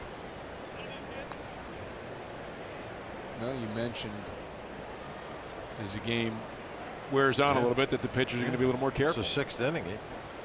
1-run ball game. Thing is, though, leading off the inning, a base on balls. I mean, how often does that lead to something? You want to see him earn his way on there. Yeah, but earning his way on might be a fly ball into the seats. We'll celebrate the 50th anniversary of Charlie Brown as the Pirates take on the Reds this Thursday at 7:05. Purchase this exclusive ticket package at pirates.com/peanuts and receive a commemorative Charlie Brown bobblehead dressed in Pirates gear. Brown, if you look up his career numbers on Baseball Reference, not very good. The career numbers for Charlie Brown, Bob, really struggled on the mound. Usually wound up literally getting undressed by the opposition, right? Batting average is very high. You know, there'd be that line drive back through the box, and he'd be left standing there in his boxers. Know the feeling. Freese does have that big hole through the right side here, and he grounds it right through there. And Andrew McCutchen is going to, well, I thought he was going to head for third, but now that's our conversation that we had in that early in the game. Exact same thing. Why do you do that with him up, as he is committed more than anybody else and is probably better than anybody else on our roster at hitting the ball the other way when he wants to, and he always wants to. I mean, look where the second baseman, first base playing is. Yep. You could have sailed one of those aircraft carriers. You could sail the midway through the right side. And there's McCutchen. And just a little hesitation around second. Nobody out. Didn't want to make the first out of the inning at third base. Some good arms in those that Padres outfield, Margot and Renfroe. Jose Osuna up now. RBI situation for him, or see if he can advance the inning here for the Pirates. Takes inside, 2-0. Chance now to really do some good work here. A couple of guys on, nobody out. Break this game open, maybe get to that 4-run we were talking about in the tips. So you don't want to make any mistakes on the bases. 2-0, and Osuna will hit this one into right center field. Andrew McCutchen off and running. Now it's going to skip into the wall. David Freese is going to be sent home, and Jose Osuna is going to be cruising into third base with a triple. So 2 score on the Osuna triple, and the Pirates up by the score of 3-0. That was absolutely the best case scenario. Even if that ball got cut off, it was going to be great. Going to be looking at second, third, nobody out, but because it got through, 2-run score, and Osuna all the way to third with no outs. He's representing that 4th run. The infield's going to have to come in and play up at least close to the grass now. You heard of a seeing eye triple? I mean, look at this. One up, up. Just it somehow skittered through everybody. I wasn't sure it was more of than a single off the bat, but it wound up being a triple for Jose Osuna with Jordy Mercer up. So good clutch piece of hitting by Jose Osuna. And they're playing Renfroe playing a little cheap out there in right field, and so if he would have been a little deeper, he would have been able to cut that off. But he was a little shallow, and so that he couldn't get there in time. 1-1 to Jordy Mercer.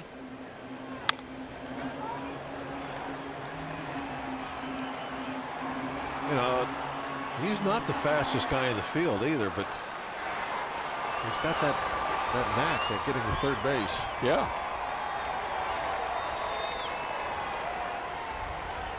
And he certainly has got that knack. Getting big hits and RBIs. Mercer takes down low. And his RBI per at bat got to be as good as anybody.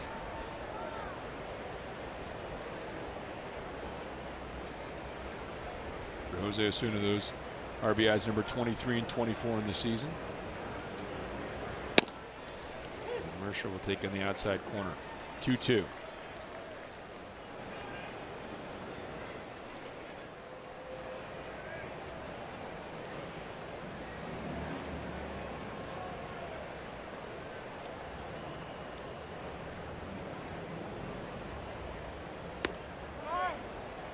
Just inside to Jordy Mercer. Close pitch. Jose Osuna on third after his 4th triple of the season. Jose Torres warming up in the Padres bullpen. Yeah, Jose Osuna would not be the guy you would have guessed would have had 4 triples at this point. And Mercer with the infield drawn in, able to take advantage, slap one through the middle. A 3rd consecutive run comes in, 4th run of the game for the Pirates, and they have a 4-0 lead. Why you love to hit with that infield in. It gives you so many more opportunities. This ground ball easily gets through for the RBI single.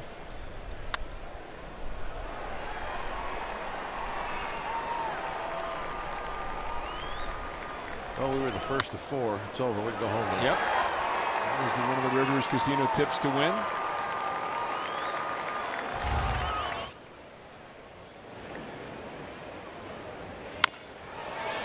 Jordan Luplow rips one foul to left field. Still waiting for that first major league hit. Did hit one well in his first at bat. Flew out to the warning track in right field, and then ripping that foul ball. Here is his 3rd at bat of the game.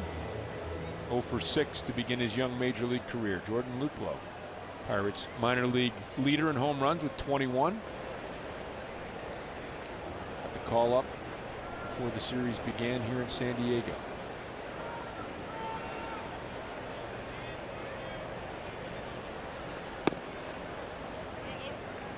You talked about taking maybe the big lead and going back. Jordy Mercer is doing the exact opposite of that. Jordy Mercer has about a 2-foot lead over at first base. He's not trying to steal.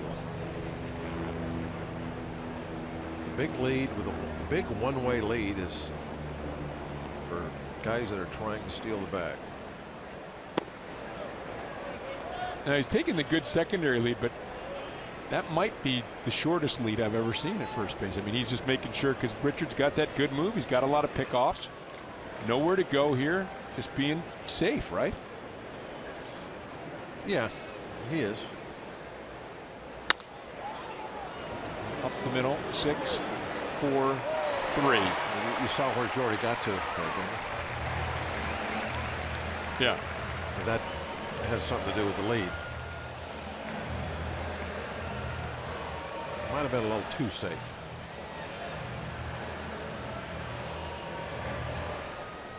Jordy going into a slide about a good 30 feet short of the bag. I think that was just getting out of the way, right, for the double play throw. Exactly. He's talking about it right now. Did you see where I slid? Because he was playing softball. He had his foot on the bag and felt it was hit. No lead allowed in softball, right? That's the reference. Last time I played. Yeah. Right, okay. Chris Stewart off the glove of Richard. And coming over, making a nice play, scooping it up and throwing on to first is the shortstop, Dusty Coleman. The Pirates come up with 3 big runs. They take a 4-0 lead as we head to the bottom of the 6th.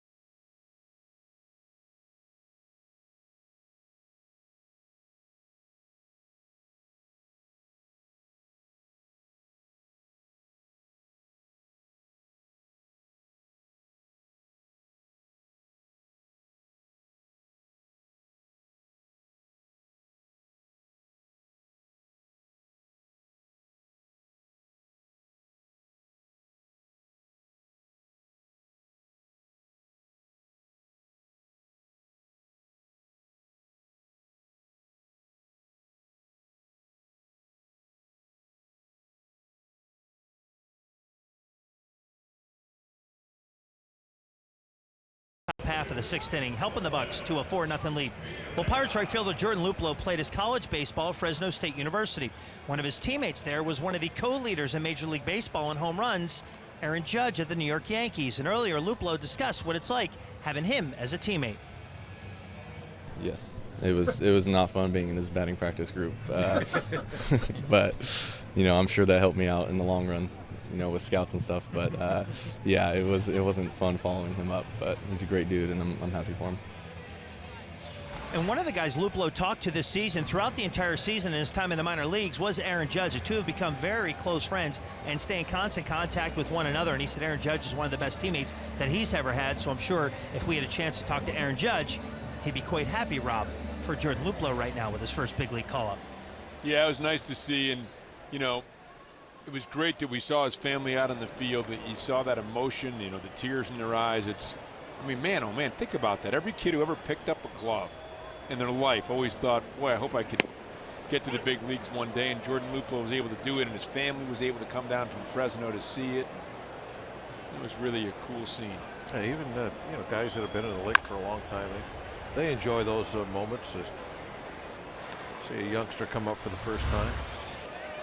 Here's what you were talking about, the first day. Yeah, great stuff.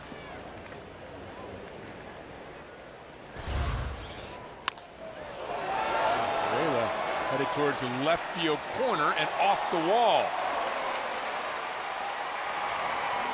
So a leadoff double for Jose Pirela. Close to being out of here. Well, the Pirates have a little bit of a cushion now, so you don't have to worry too much about this leadoff double. A slider that he got down the middle.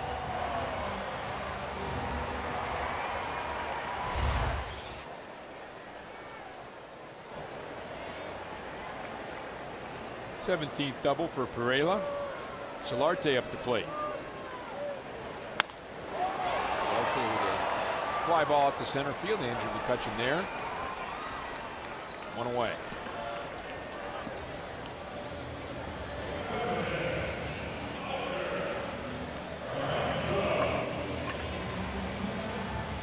Jose Osuna, that big triple in the 6th inning.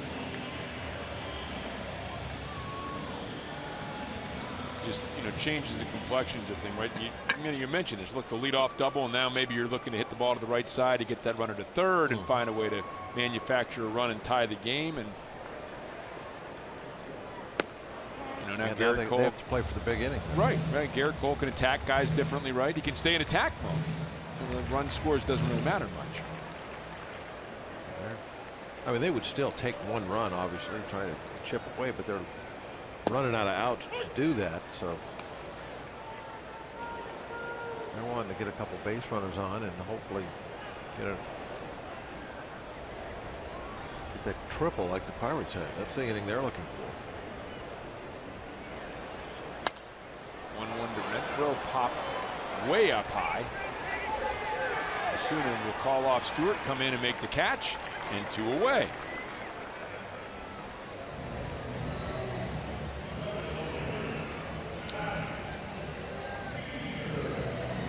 Some Point Park tweets.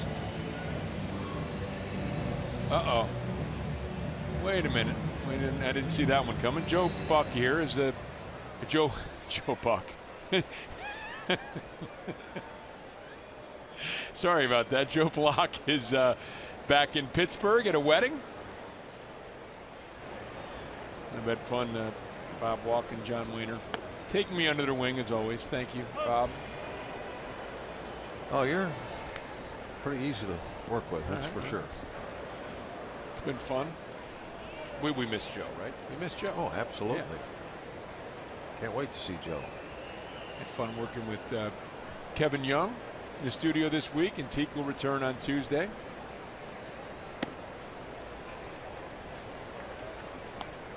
KY doing a great job. Brings a lot of interesting insight because he's a former player, right? So he's got different from the pitcher. And then but then he's also works for the baseball operations side of the Pirates. Very familiar with the a lot of the minor leaguers.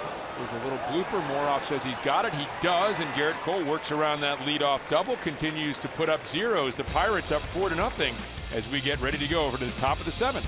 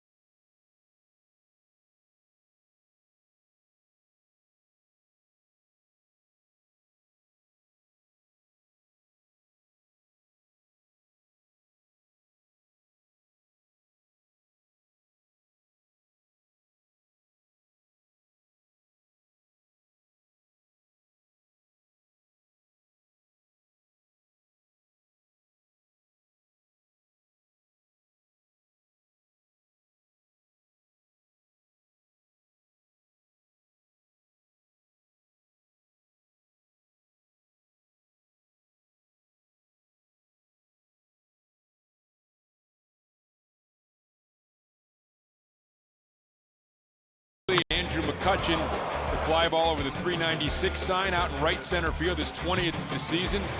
Second home run of the series. It's 1-0 Pirates. Then in the 3rd inning, Josh Harrison hustling down the line on a ground ball, landed awkwardly in the first base bag, stayed in for a couple of pitches, then gave way to Max Moroff. In the 6th inning, Jose Osuna with his triple that skittered past Renfroe, past Margot, all the way to the wall. It scores 2 runs. Pirates go up 3-0. Then with the infield, then Jordy Mercer is able to single through it, and it's 4-0 at that point. And the Pirates have that lead as Garrett Cole, who got the only other trip here in the state of California, only other win in this portion of the trip in the state of California, is now looking to pitch the Pirates to a 2nd victory this week. Definitely the California kid. Yeah, we showed those numbers, really good numbers in the state of California, his home state. And there's Kyle McGrath making his major league debut. Got one of those deliveries where he kind of goes spread eagle.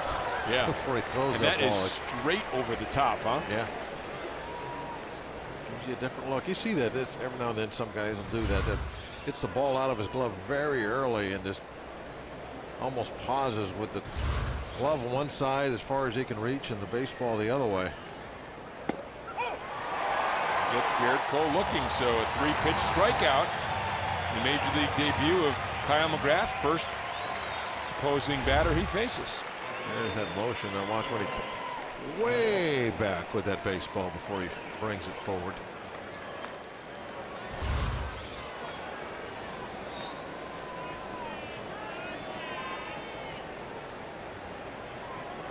Starling Marte singled in his last at bat in the 5th inning. Followed 2 strikeouts.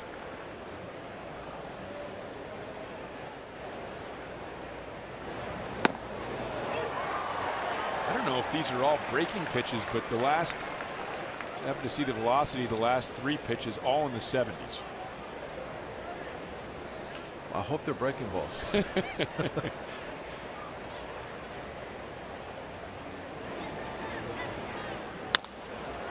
Marte reaches out, punts one out into center field in a 78-mile offering. And 2 away.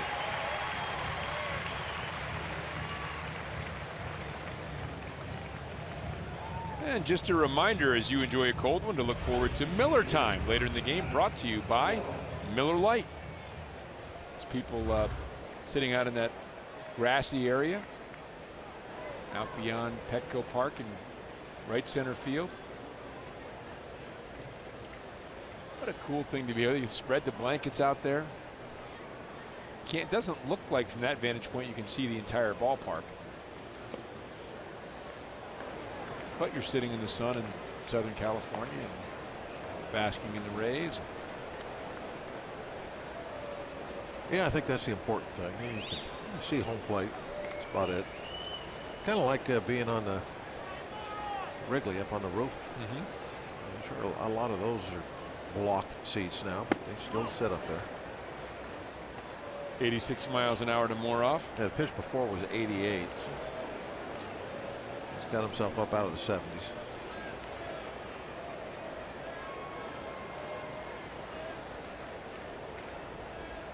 Here's the 2-0. Ripped foul. Also at 88 miles an hour.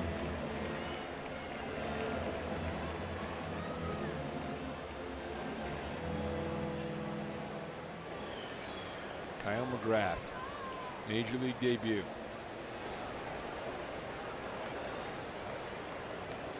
Two-one pitch to Moroff. Didn't mean to, but fouled it off. That's frustrating for a hitter. Sort of a cheap strike.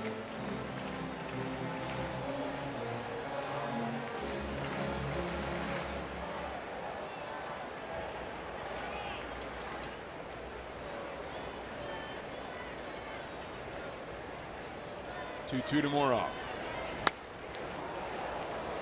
Pop back this way, close. Oh, down below us. Closer than I thought.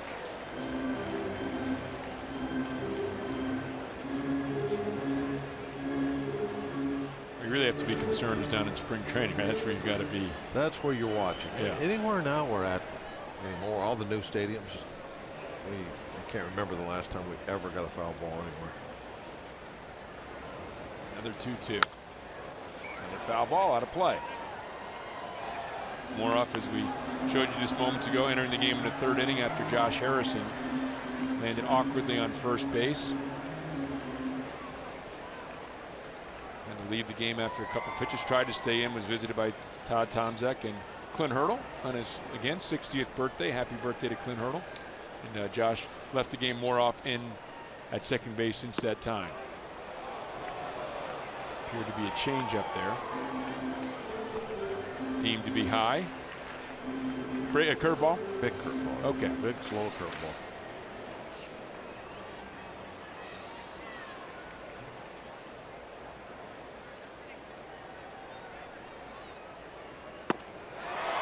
That, I think, was a changeup. Okay. Yep.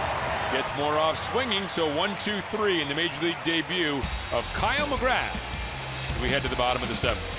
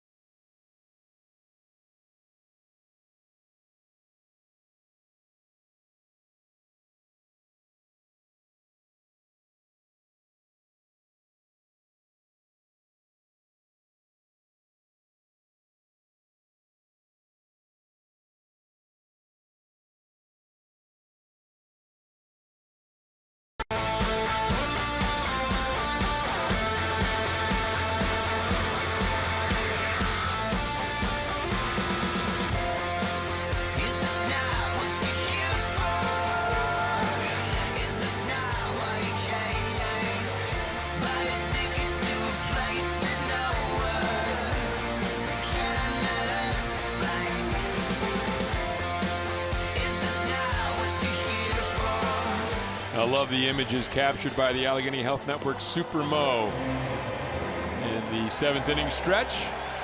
Pirates fans, military members here at Petco. Pirates enjoying a 4-0 lead as Garrett Cole will try to pitch them to a victory to snap their 4-game losing streak. Let's take a look at our Nissan road ahead for the Pirates, and the Pirates a lot of games coming up at home as they try to make up some ground, and that's good news for them because they're 27-23, 4 games above 500 at the at home. They've struggled, as we know, on the road, 23-31 coming into this game away from PNC Park. So a chance for the Pirates to get on a little bit of a roll. You hope. Would be nice to have a little momentum heading into that homestand. You have the games against Cincinnati and San Diego, then those 2 at home and 2 away against Detroit. And then a big series looming against Milwaukee and St. Louis towards the middle of the month. There's going to be some important games, especially that time of the year toward the end of August. Always important when you're playing teams that you're right there in competition with.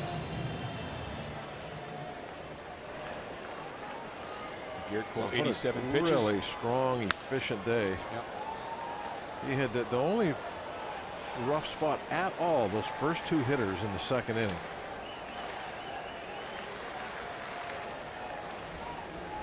Yeah, he had the walk to Solarte, right? Then he got Renfroe, but it was a long at bat, and then the walk to Caesar, and then after that, just the First 3.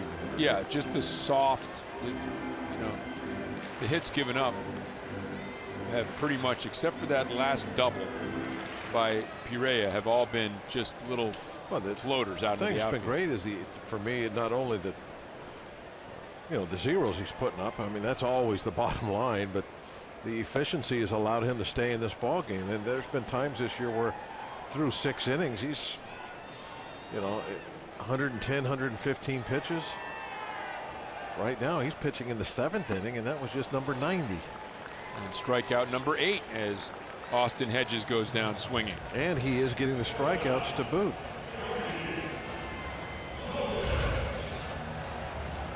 Sometimes when you're getting strikeouts like he is today, that'll drive your pitch count up. But nope.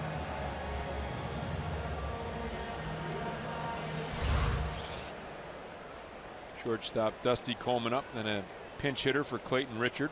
A couple of times in this game, you can tell he's really reached back for some extra velocity, and it's been there for him. And a 100-mile-an-hour strikeout to Suaje to end the 5th inning.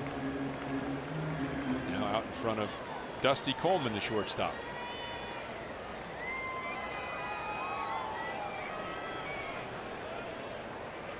Elvis has not left the building yet. This ball hit hard out to center field. McCutchen on his horse, back, and gone. The home run by Dusty Coleman, 2nd career home run at his first on Thursday night, his 2nd here tonight, and the Padres are on the board. And that wasn't a bad pitch at all. It was down in the strike zone.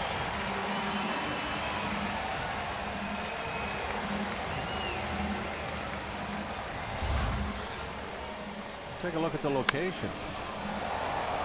Just a little bit above the knees. You mentioned how the ball, and you can see it in batting practice the last couple days. You see the ball really travels well in California during the day, but then when the sun goes down, it doesn't travel. The crowd booing here is pinch hitter Alan Cordova is hit by a pitch. Always kind of raises some eyebrows when you hit somebody on the first pitch after a home run. And a fastball too, I believe. 96 mile-an-hour fastball. You know, it really is amazing. Cole, you look through his career, and he's never been a guy who allows home runs. 7 in 117 innings in his first season, then 11. Then he pitches 208 innings in 2015, allows only 11 home runs. 7 last year. You know, now you're in the 20s this year. It's it's hard to understand why. Why is that happening? I don't know. I've been asked this question several times, beginning probably about the middle of May, and I have no answer for it. You can find where he's made bad pitches and given up home runs and say, oh, look, he's just making bad pitches. Well, okay, but I can also find you some good pitches that were hit out of the ballpark too. So that's not the answer. You can say, well, home runs are way up. Now 5-4-3, and Cole does allow the home run, but is able to get out of the inning after the hit by pitch with this around the horn 5-4-3 double play. Pirates lead 4-1 as we head to the 8th.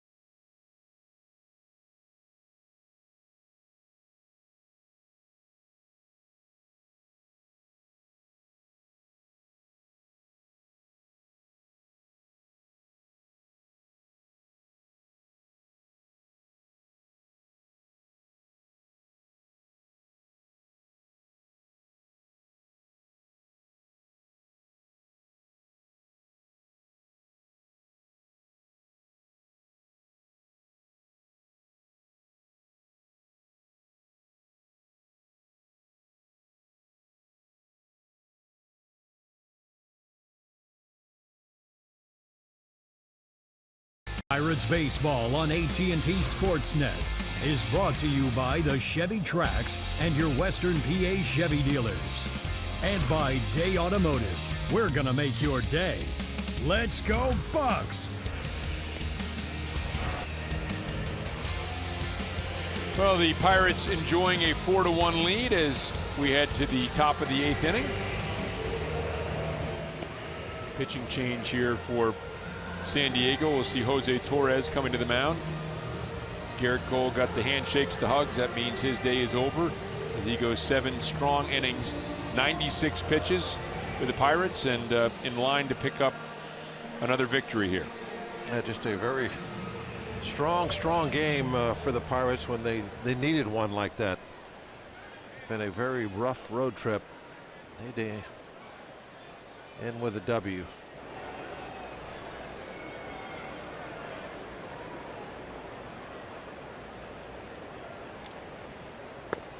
You start tossing out the odd starts from Garrett Cole, and they were odd starts as you look at Jose Torres' numbers.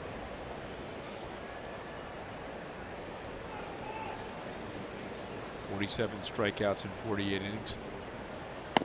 And I mean, he could be having a spectacular season if you just if you threw out just a handful of starts that have been strange. And back to what you had asked me earlier before the double play ball about the home runs, is home runs are up around the league. Everybody's hitting more home runs, but there are some guys that it's not necessarily affecting on our own team.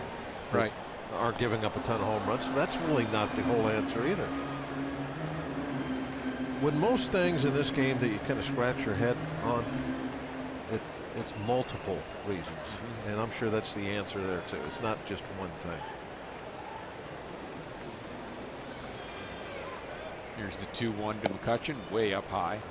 And sometimes it just seems like you have a whole year like that. It carries on. I remember, Wade Boggs, remember he was winning all those batting titles and hitting .330 every year for the Red Sox. He had one year where he hit, .305. It said, which was a down year for him.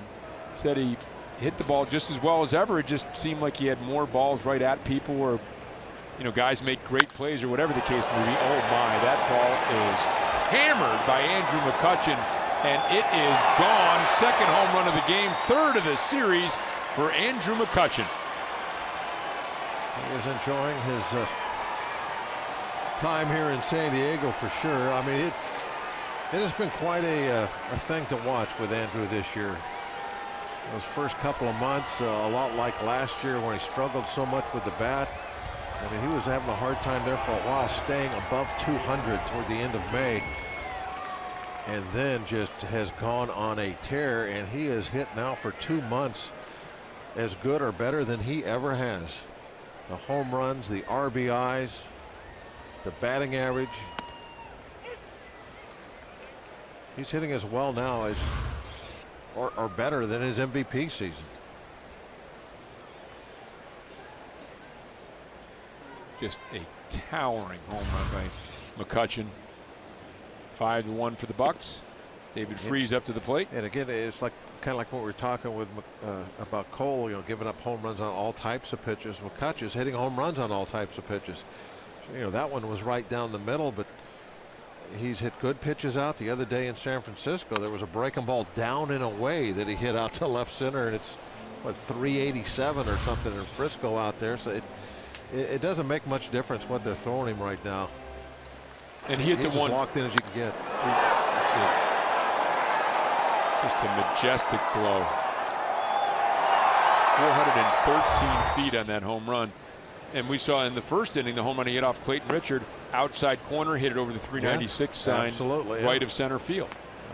Well, what do you do with him? You good pitches down the middle, fastballs, curveballs, changeups. It does not matter right now.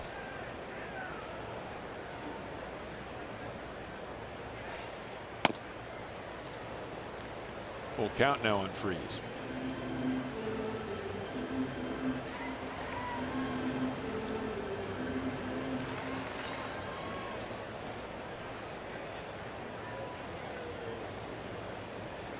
Freese struck out his first 2 at bats, singled and scored in the 6th.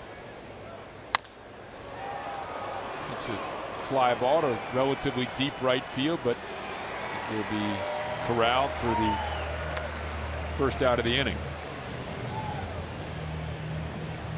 And here are barrel league leaders following Jose Osuna's triple, his 4th triple of the season.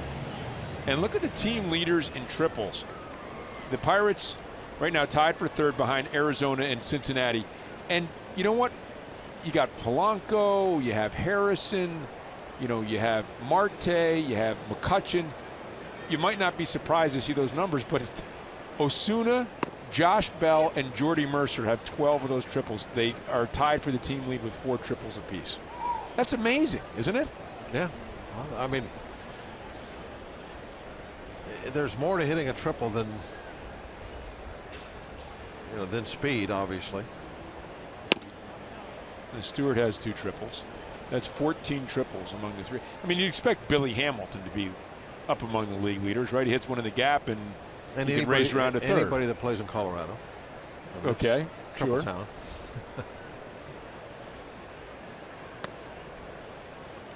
2-1 now to Jose Osuna.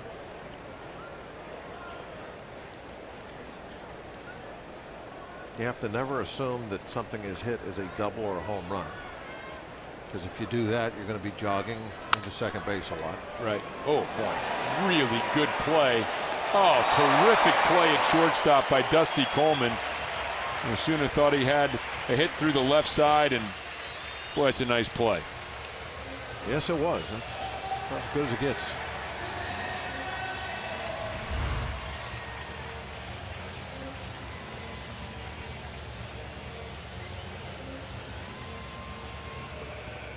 You mentioned anybody in Colorado. Nolan Arenado has 6. Charlie Blackmon has 13 triples. Billy Hamilton has 7, tied with teammate Zach Cozart for 2nd. Strike 1 to Jordy Mercer.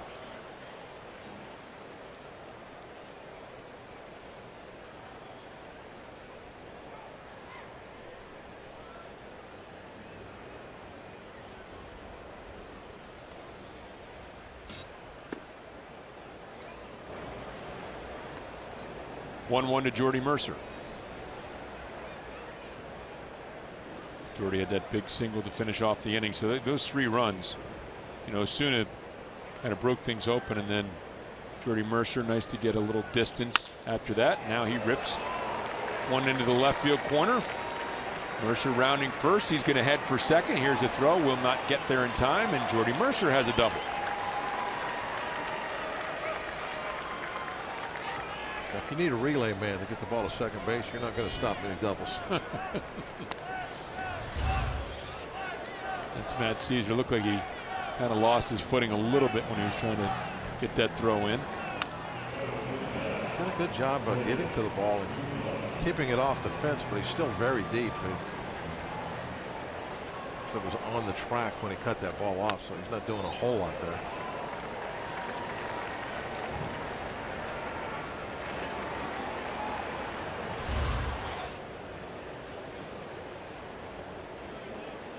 What a terrific season Jordy Mercer's having. His best season offensively. Really, early on, first couple months of the season, getting the ball over the fence. RBIs. Luplow fouls this one back. 1-1 count to Jordan Luplow, looking for his first major league hit.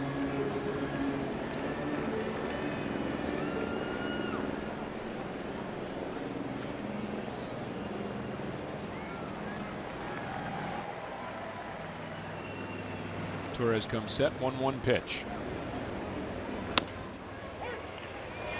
Luplow did not like that call. Up in the strike zone. 1-2. Well, they definitely have a scouting report on him that they're going with. A lot of pitches up and in. Everybody that's gone out there is throwing him up and in. They're going to do it again. 4 in a row, and they did not hit the spot there. Torres missing by a bunch. You can tell by the target that's where the pitch was supposed to be.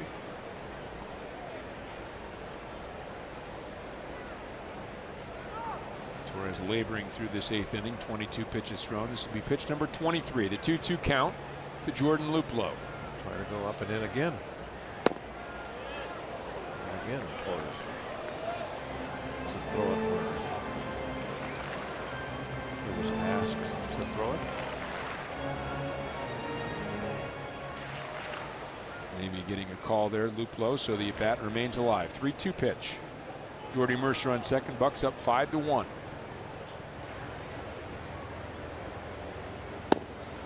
Luplow draws the walk.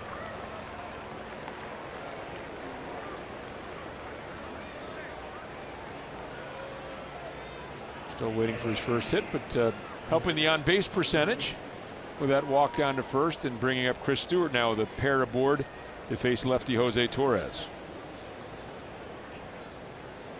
The scouting reports, are they better? There's more film now, obviously, in the minor leagues.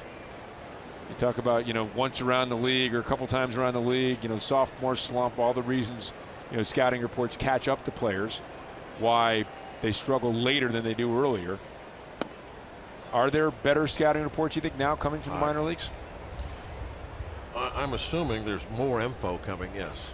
Now, whether that's better or not, that's everybody's different. So there's more information. They have more information than they've ever had before. Yeah, I'll go with that. Juan Nicasio up for the Bucks. Looks like he'll come on to pitch the 8th inning. 1-0 to Stewart. Call the strike on the inside corner.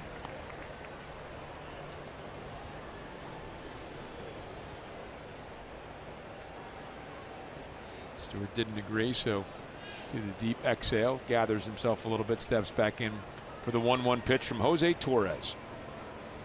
See, he had a beef there. This one fouled off to the right side, giving chase. Oh, what a grab. Terrific catch by Jose Pereira. Incredible. Did he hold on? Yes, he is did. out. Man.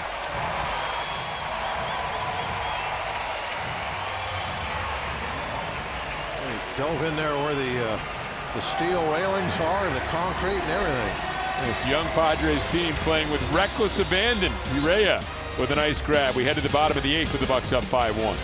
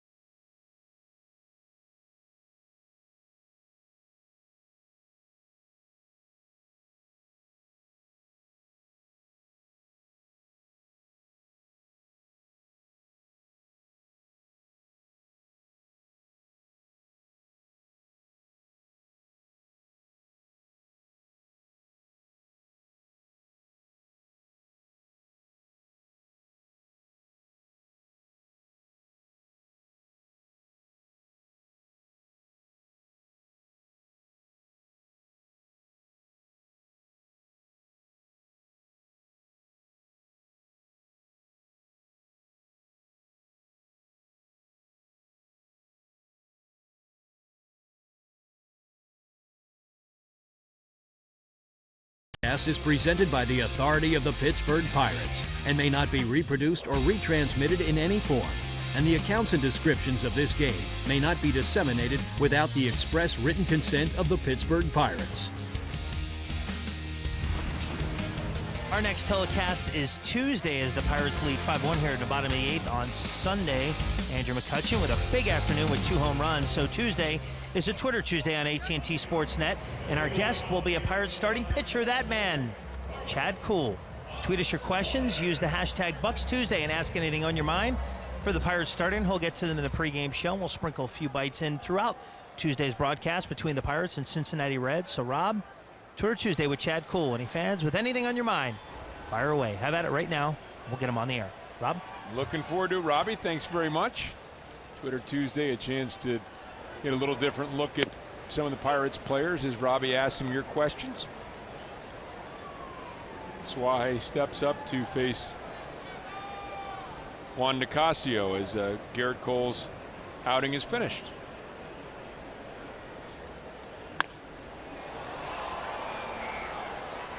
Garrett goes 7, allows 5 hits, 1 run, 2 walks, struck out 8. Allowed 1 home run, hit a batter. As the ERA back below 4 at 3.97. I'll be able to enjoy that extra day off that he'll have in between starts. Always a nice feeling to think back on those first couple of days on your fine effort. Yeah.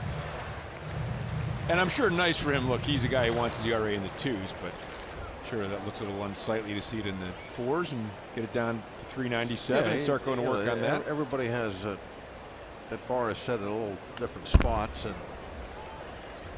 for Garrett, he even though he hasn't had that one season yet where he's, I guess a couple years ago you could say that, but you know, the 20-game winner, everything like it, it makes you that elite guy, and so now that bar is set a little higher, and you got to, or at least you think, okay, I got to get that ERA down in the 2s.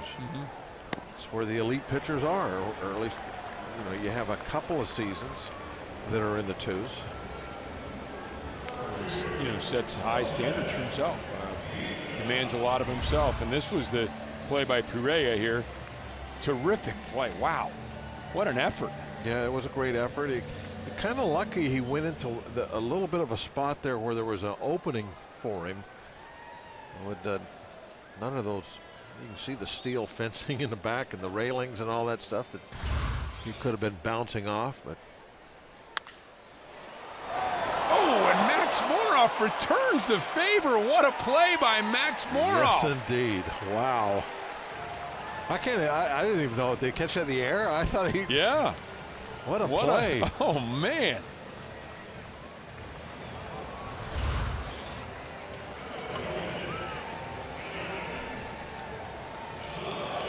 Wow, that was a great first step, too. I mean, he really had to move quite a ways to get to that. Beautiful job. Max Moroff. As good as it gets right there. Yeah. So Perea makes one on Stewart, and then Moroff on Perea. You know, some of the plays like that, you think, you know, they're great, but then you see him in slow motion, and that wasn't all that good. Right. That play there actually looked better in slow motion than it did at real speed when we watched it live.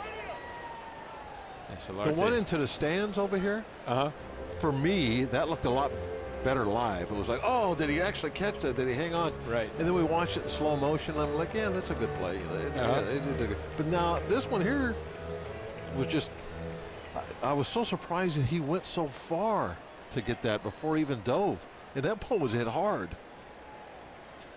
Beautiful play.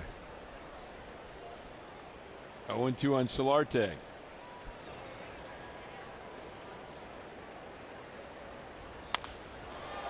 This one softly out to center field. Andrew McCutchen comes on to make a great play. Wow. Everybody's trying to outdo the next guy. How about that?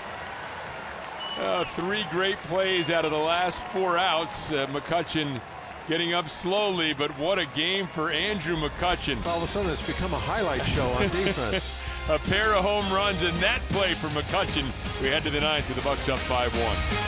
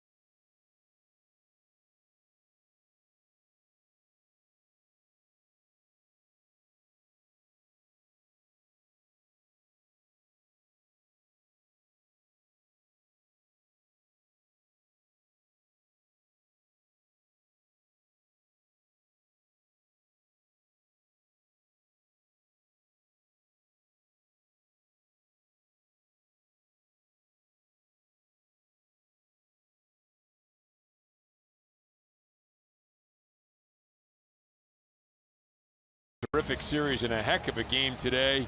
A couple of home runs, a great play out in center field, but I'm not sure which was better, Bob. The play by Moroff here, spectacular play, robbing Perea, and then after this diving grab, Andrew McCutchen has to go a long way out in center field. I guess we don't have to vote on them. They're both pretty good.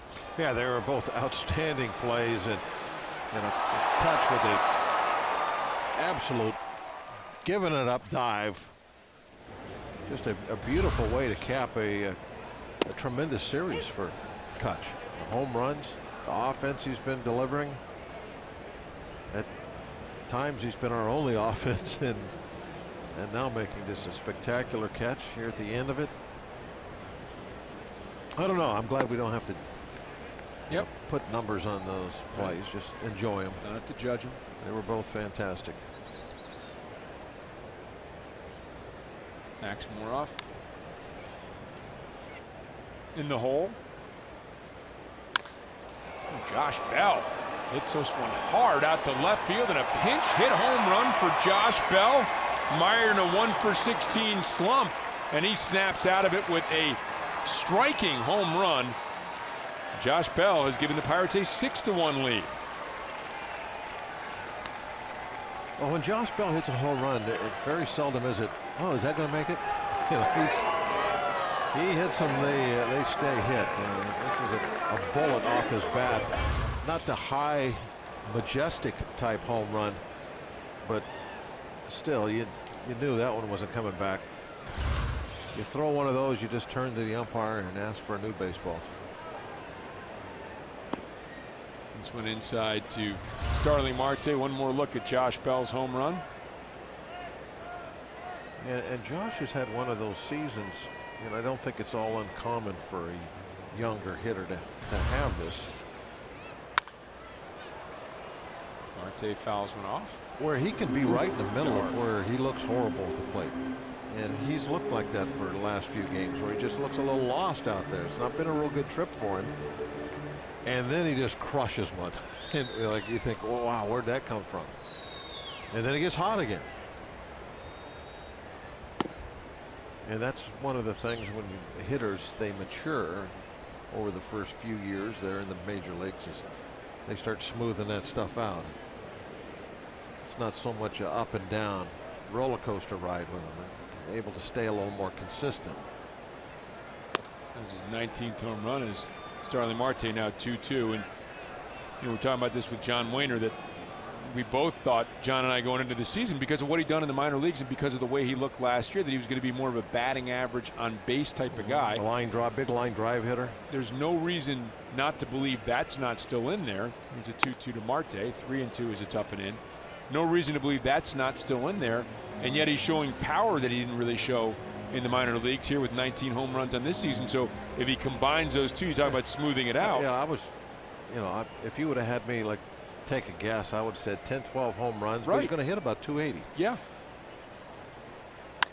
Talk about, 350, 360 on base percentage. One of those kind of guys. This one popped back. Hedges able to find it and record the first out of the inning.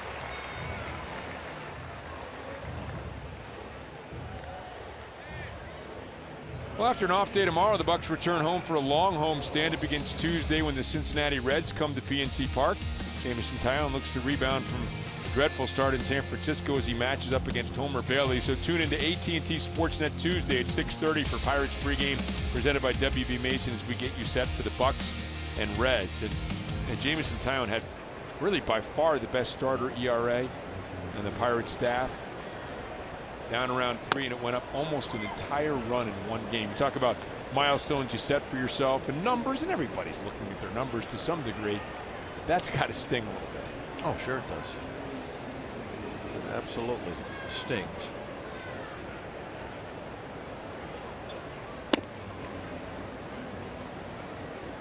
There's Max Moroff made that great play. Yeah, it's kind of the business side of things, and this is reality, is the numbers. That's what affects next year's paycheck. Sure. I mean, that's why, one of the reasons why they care about what they are, and that's not a trivial thing. Right. No, it's not a trivial thing. See, the Cubs defeated the Brewers earlier today 4-2. The Cardinals defeating the Diamondbacks, and the Pirates trying to keep pace. 2 of the 3 teams ahead of him. Moroff takes a strike on the outside corner. I mean, everybody, and it's not just nowadays where everybody is making, the numbers are so much larger. I mean, it's been like that forever in baseball. That guys, they want to win, they want to do all that kind of thing, but they also want to excel personally, so that they can, make some decent money at this game. Whether it was in the 1960s or here in the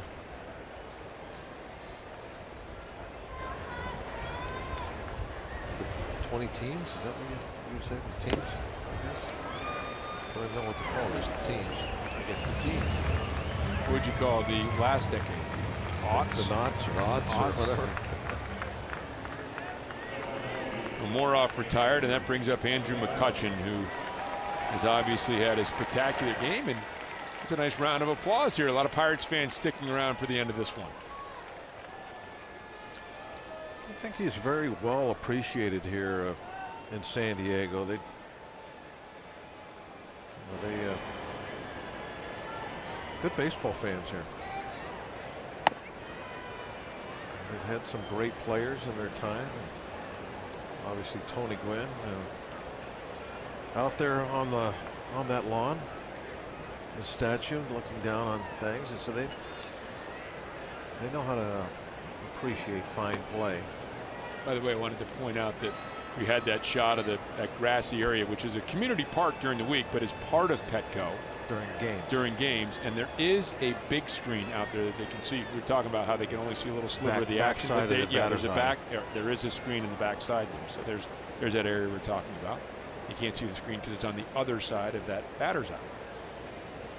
2-0 to Andrew McCutchen, hit hard down the right field line, and it is fair ball, but it's a home run. They're going to wave him around. McCutchen sprinting now, can go into the trot. Third home run of the game for Andrew McCutchen.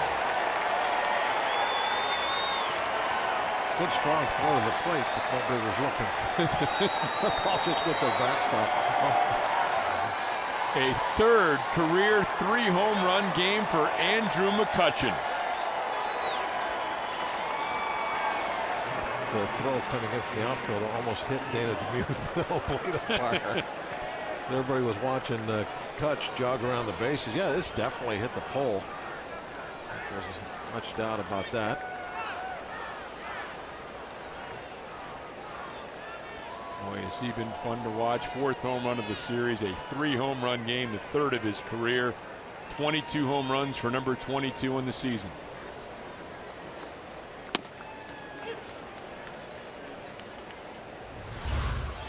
You can see that black line that on the pole, the ball has to hit above it. But maybe a foot above it.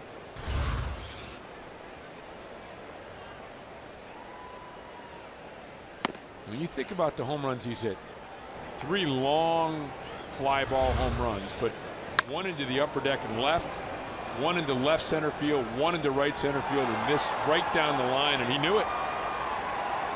Went into sprint mode, but he knew it was a home run, but it was a little bit of a delay for the umpires to call it a home run. This has got to be so tough to pitch. Back to what we were talking about after he hit the deep one into the bullpen, about he's hitting all kinds of different pitches. I mean, that looked like a pretty good pitch there that he lines out to right field. I mean, what do you do with him? Right. You pitch him away, he hits it over the fence and right. You pitch him in, he hits it over the fence and left. Freeze fouls went into the upper deck. 97-mile-an-hour fastball from Jose Torres. Andrew McCutchen. Josh Bell both homering here in this 9th inning.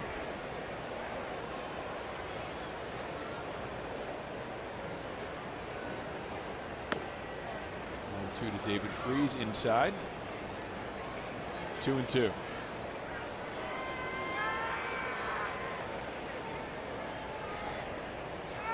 his work today. 1 for 4 at the plate.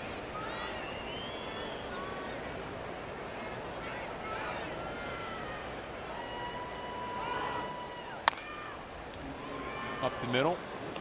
Suaje over to first base. Perea and Freese is retired, but Andrew McCutchen, what a game for him at Petco Park. The home run out to right center field. The home run to left center field. And here in the 9th inning, down the right field line for his 3rd home run of the game.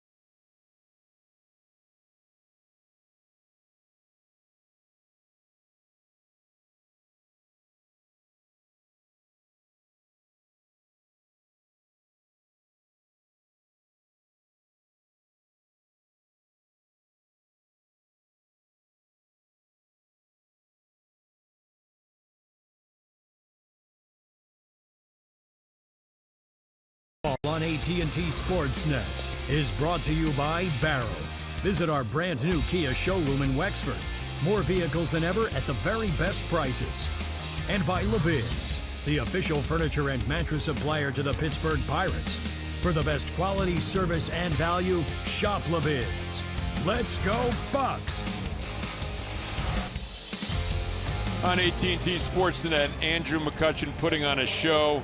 4th home run of the series, 3 home runs in this game. The great defensive play as well. Plenty of Andrew McCutchen fans here at Petco Park as the Pirates looking to salvage 1 out of this 3-game set and snap a 4-game losing streak. Alongside Bob Walk and filling in for Joe Block, who is back at a wedding in Pittsburgh. I'm Rob King. Had a fun time out here, and Felipe Rivera will come on to try to close things out here for the Bucks. It's been a pleasure, Rob. Thanks for making the trip out here. I know that it's tough to get somebody to come to San Diego. Yeah, so it really is rugged work. Came out. It's been fun. I'm sure that John enjoyed his time with you yesterday. Yeah, so he's not here to defend himself. We'll No, say he not at did. all. Yeah. Yep. Look at those numbers from Felipe Rivero. Comes right out firing at 99 miles an hour to Hunter Renfroe. I've been getting a lot of work on this trip. I know that they have to pick guys from teams and fill out rosters in the All-Star game, but I mean, I know what you're saying. oh my, another blue pick. The Padres don't have many hits today. They have 6 of them, and Not 4 of them have been just like that. Right. Little nothing hits falling in.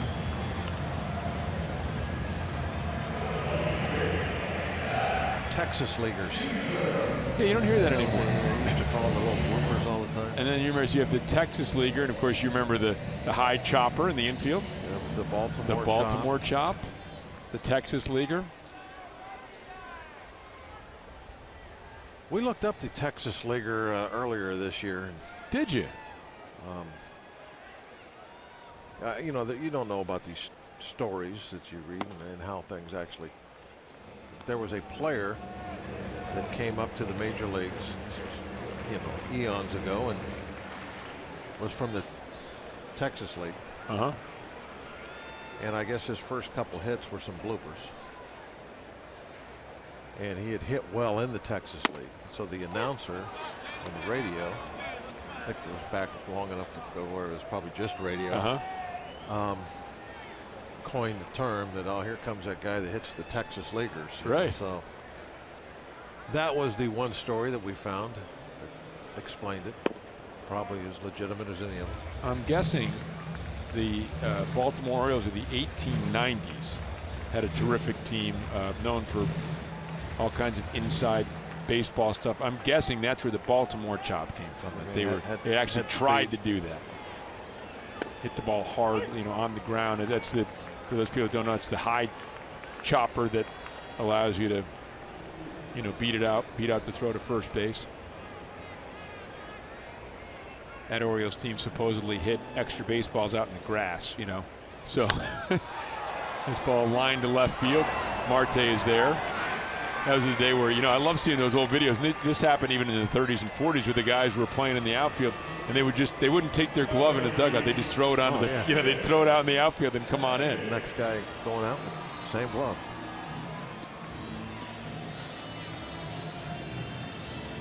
You see that, those old highlights, and you're like, well, exactly how good were they on defense?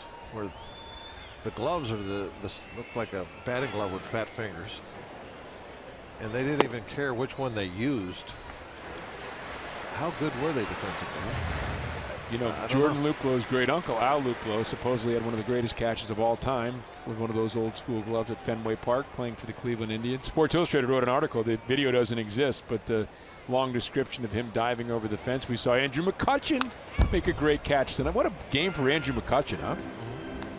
The great catch out in center field, the 3 home runs. But now you give him a batting glove and tell him to make that catch. It's got to add the degree of difficulty a little bit. Yes, I would think that would. A batting glove with a web. Right. I mean, that's, you know, some padding in the fingers so it didn't hurt. That's about it. That's all they had. Up and in from Rivera at 100 miles an hour. That's a little different glove being wielded by number 22. He's the third player to ever have 3 home runs here at Petco Park. Ryan Braun and Pablo Sandoval, the others. Felipe Rivera out to try to close things out for the Bucks. Take some of the sting out of what has been a disappointing road trip, unquestionably, for the Pirates. Pulls the string there. Wow, that's, you know, almost unfair. 100 miles an hour, then he can do that with a changeup. He's got the breaking pitch that's tough to hit. I guess that's why he has a 0.62 ERA. A lot of tools. There's one of the tools. So we see all 3 tools in that that at bat there, and Caesar's going back with his bat in his hand. Strikeout victim. Sure, I've seen a lot of hitters this year. Whether it's a strikeout or just maybe a single swing and miss or a foul ball or whatever, you can tell by the look on their face. They're going, "Wow, that's just like almost unfair." With Rivera pitching, you mean? Yeah, right. With the variety of pitches he can throw. I'm not talking about just sitting back throwing 100 mile an hour or anything like that. Just that combination you were talking about. There's 98. Fouled off by Coleman. A 2-away here. Caesar and Hedges retired after the Renfroe single. Rivera looking to get the Bucks a victory that would snap a 4-game losing streak. The 0-1 too high. 99 miles an hour.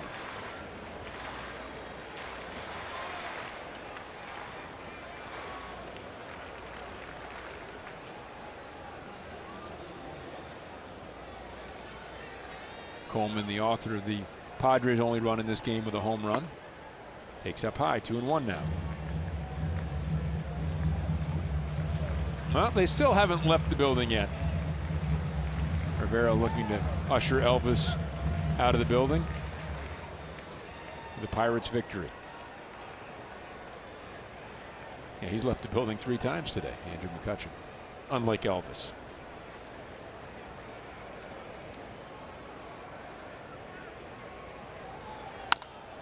Two-one, now 2-2 as this one's fouled back into the seats.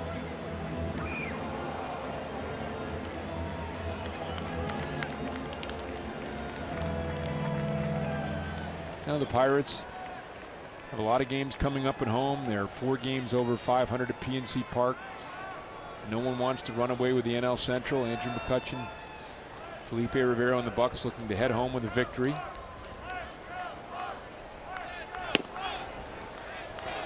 Get things rolling again with a nice homestand after this road trip that obviously has been disappointing for the Pirates.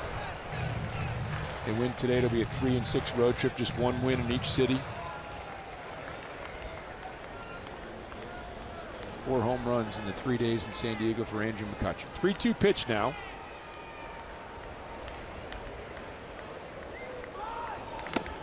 And that is it. 99 miles per hour upstairs. Andrew McCutchen and the Pirates do salvage a game here and win, Bob, by the final score of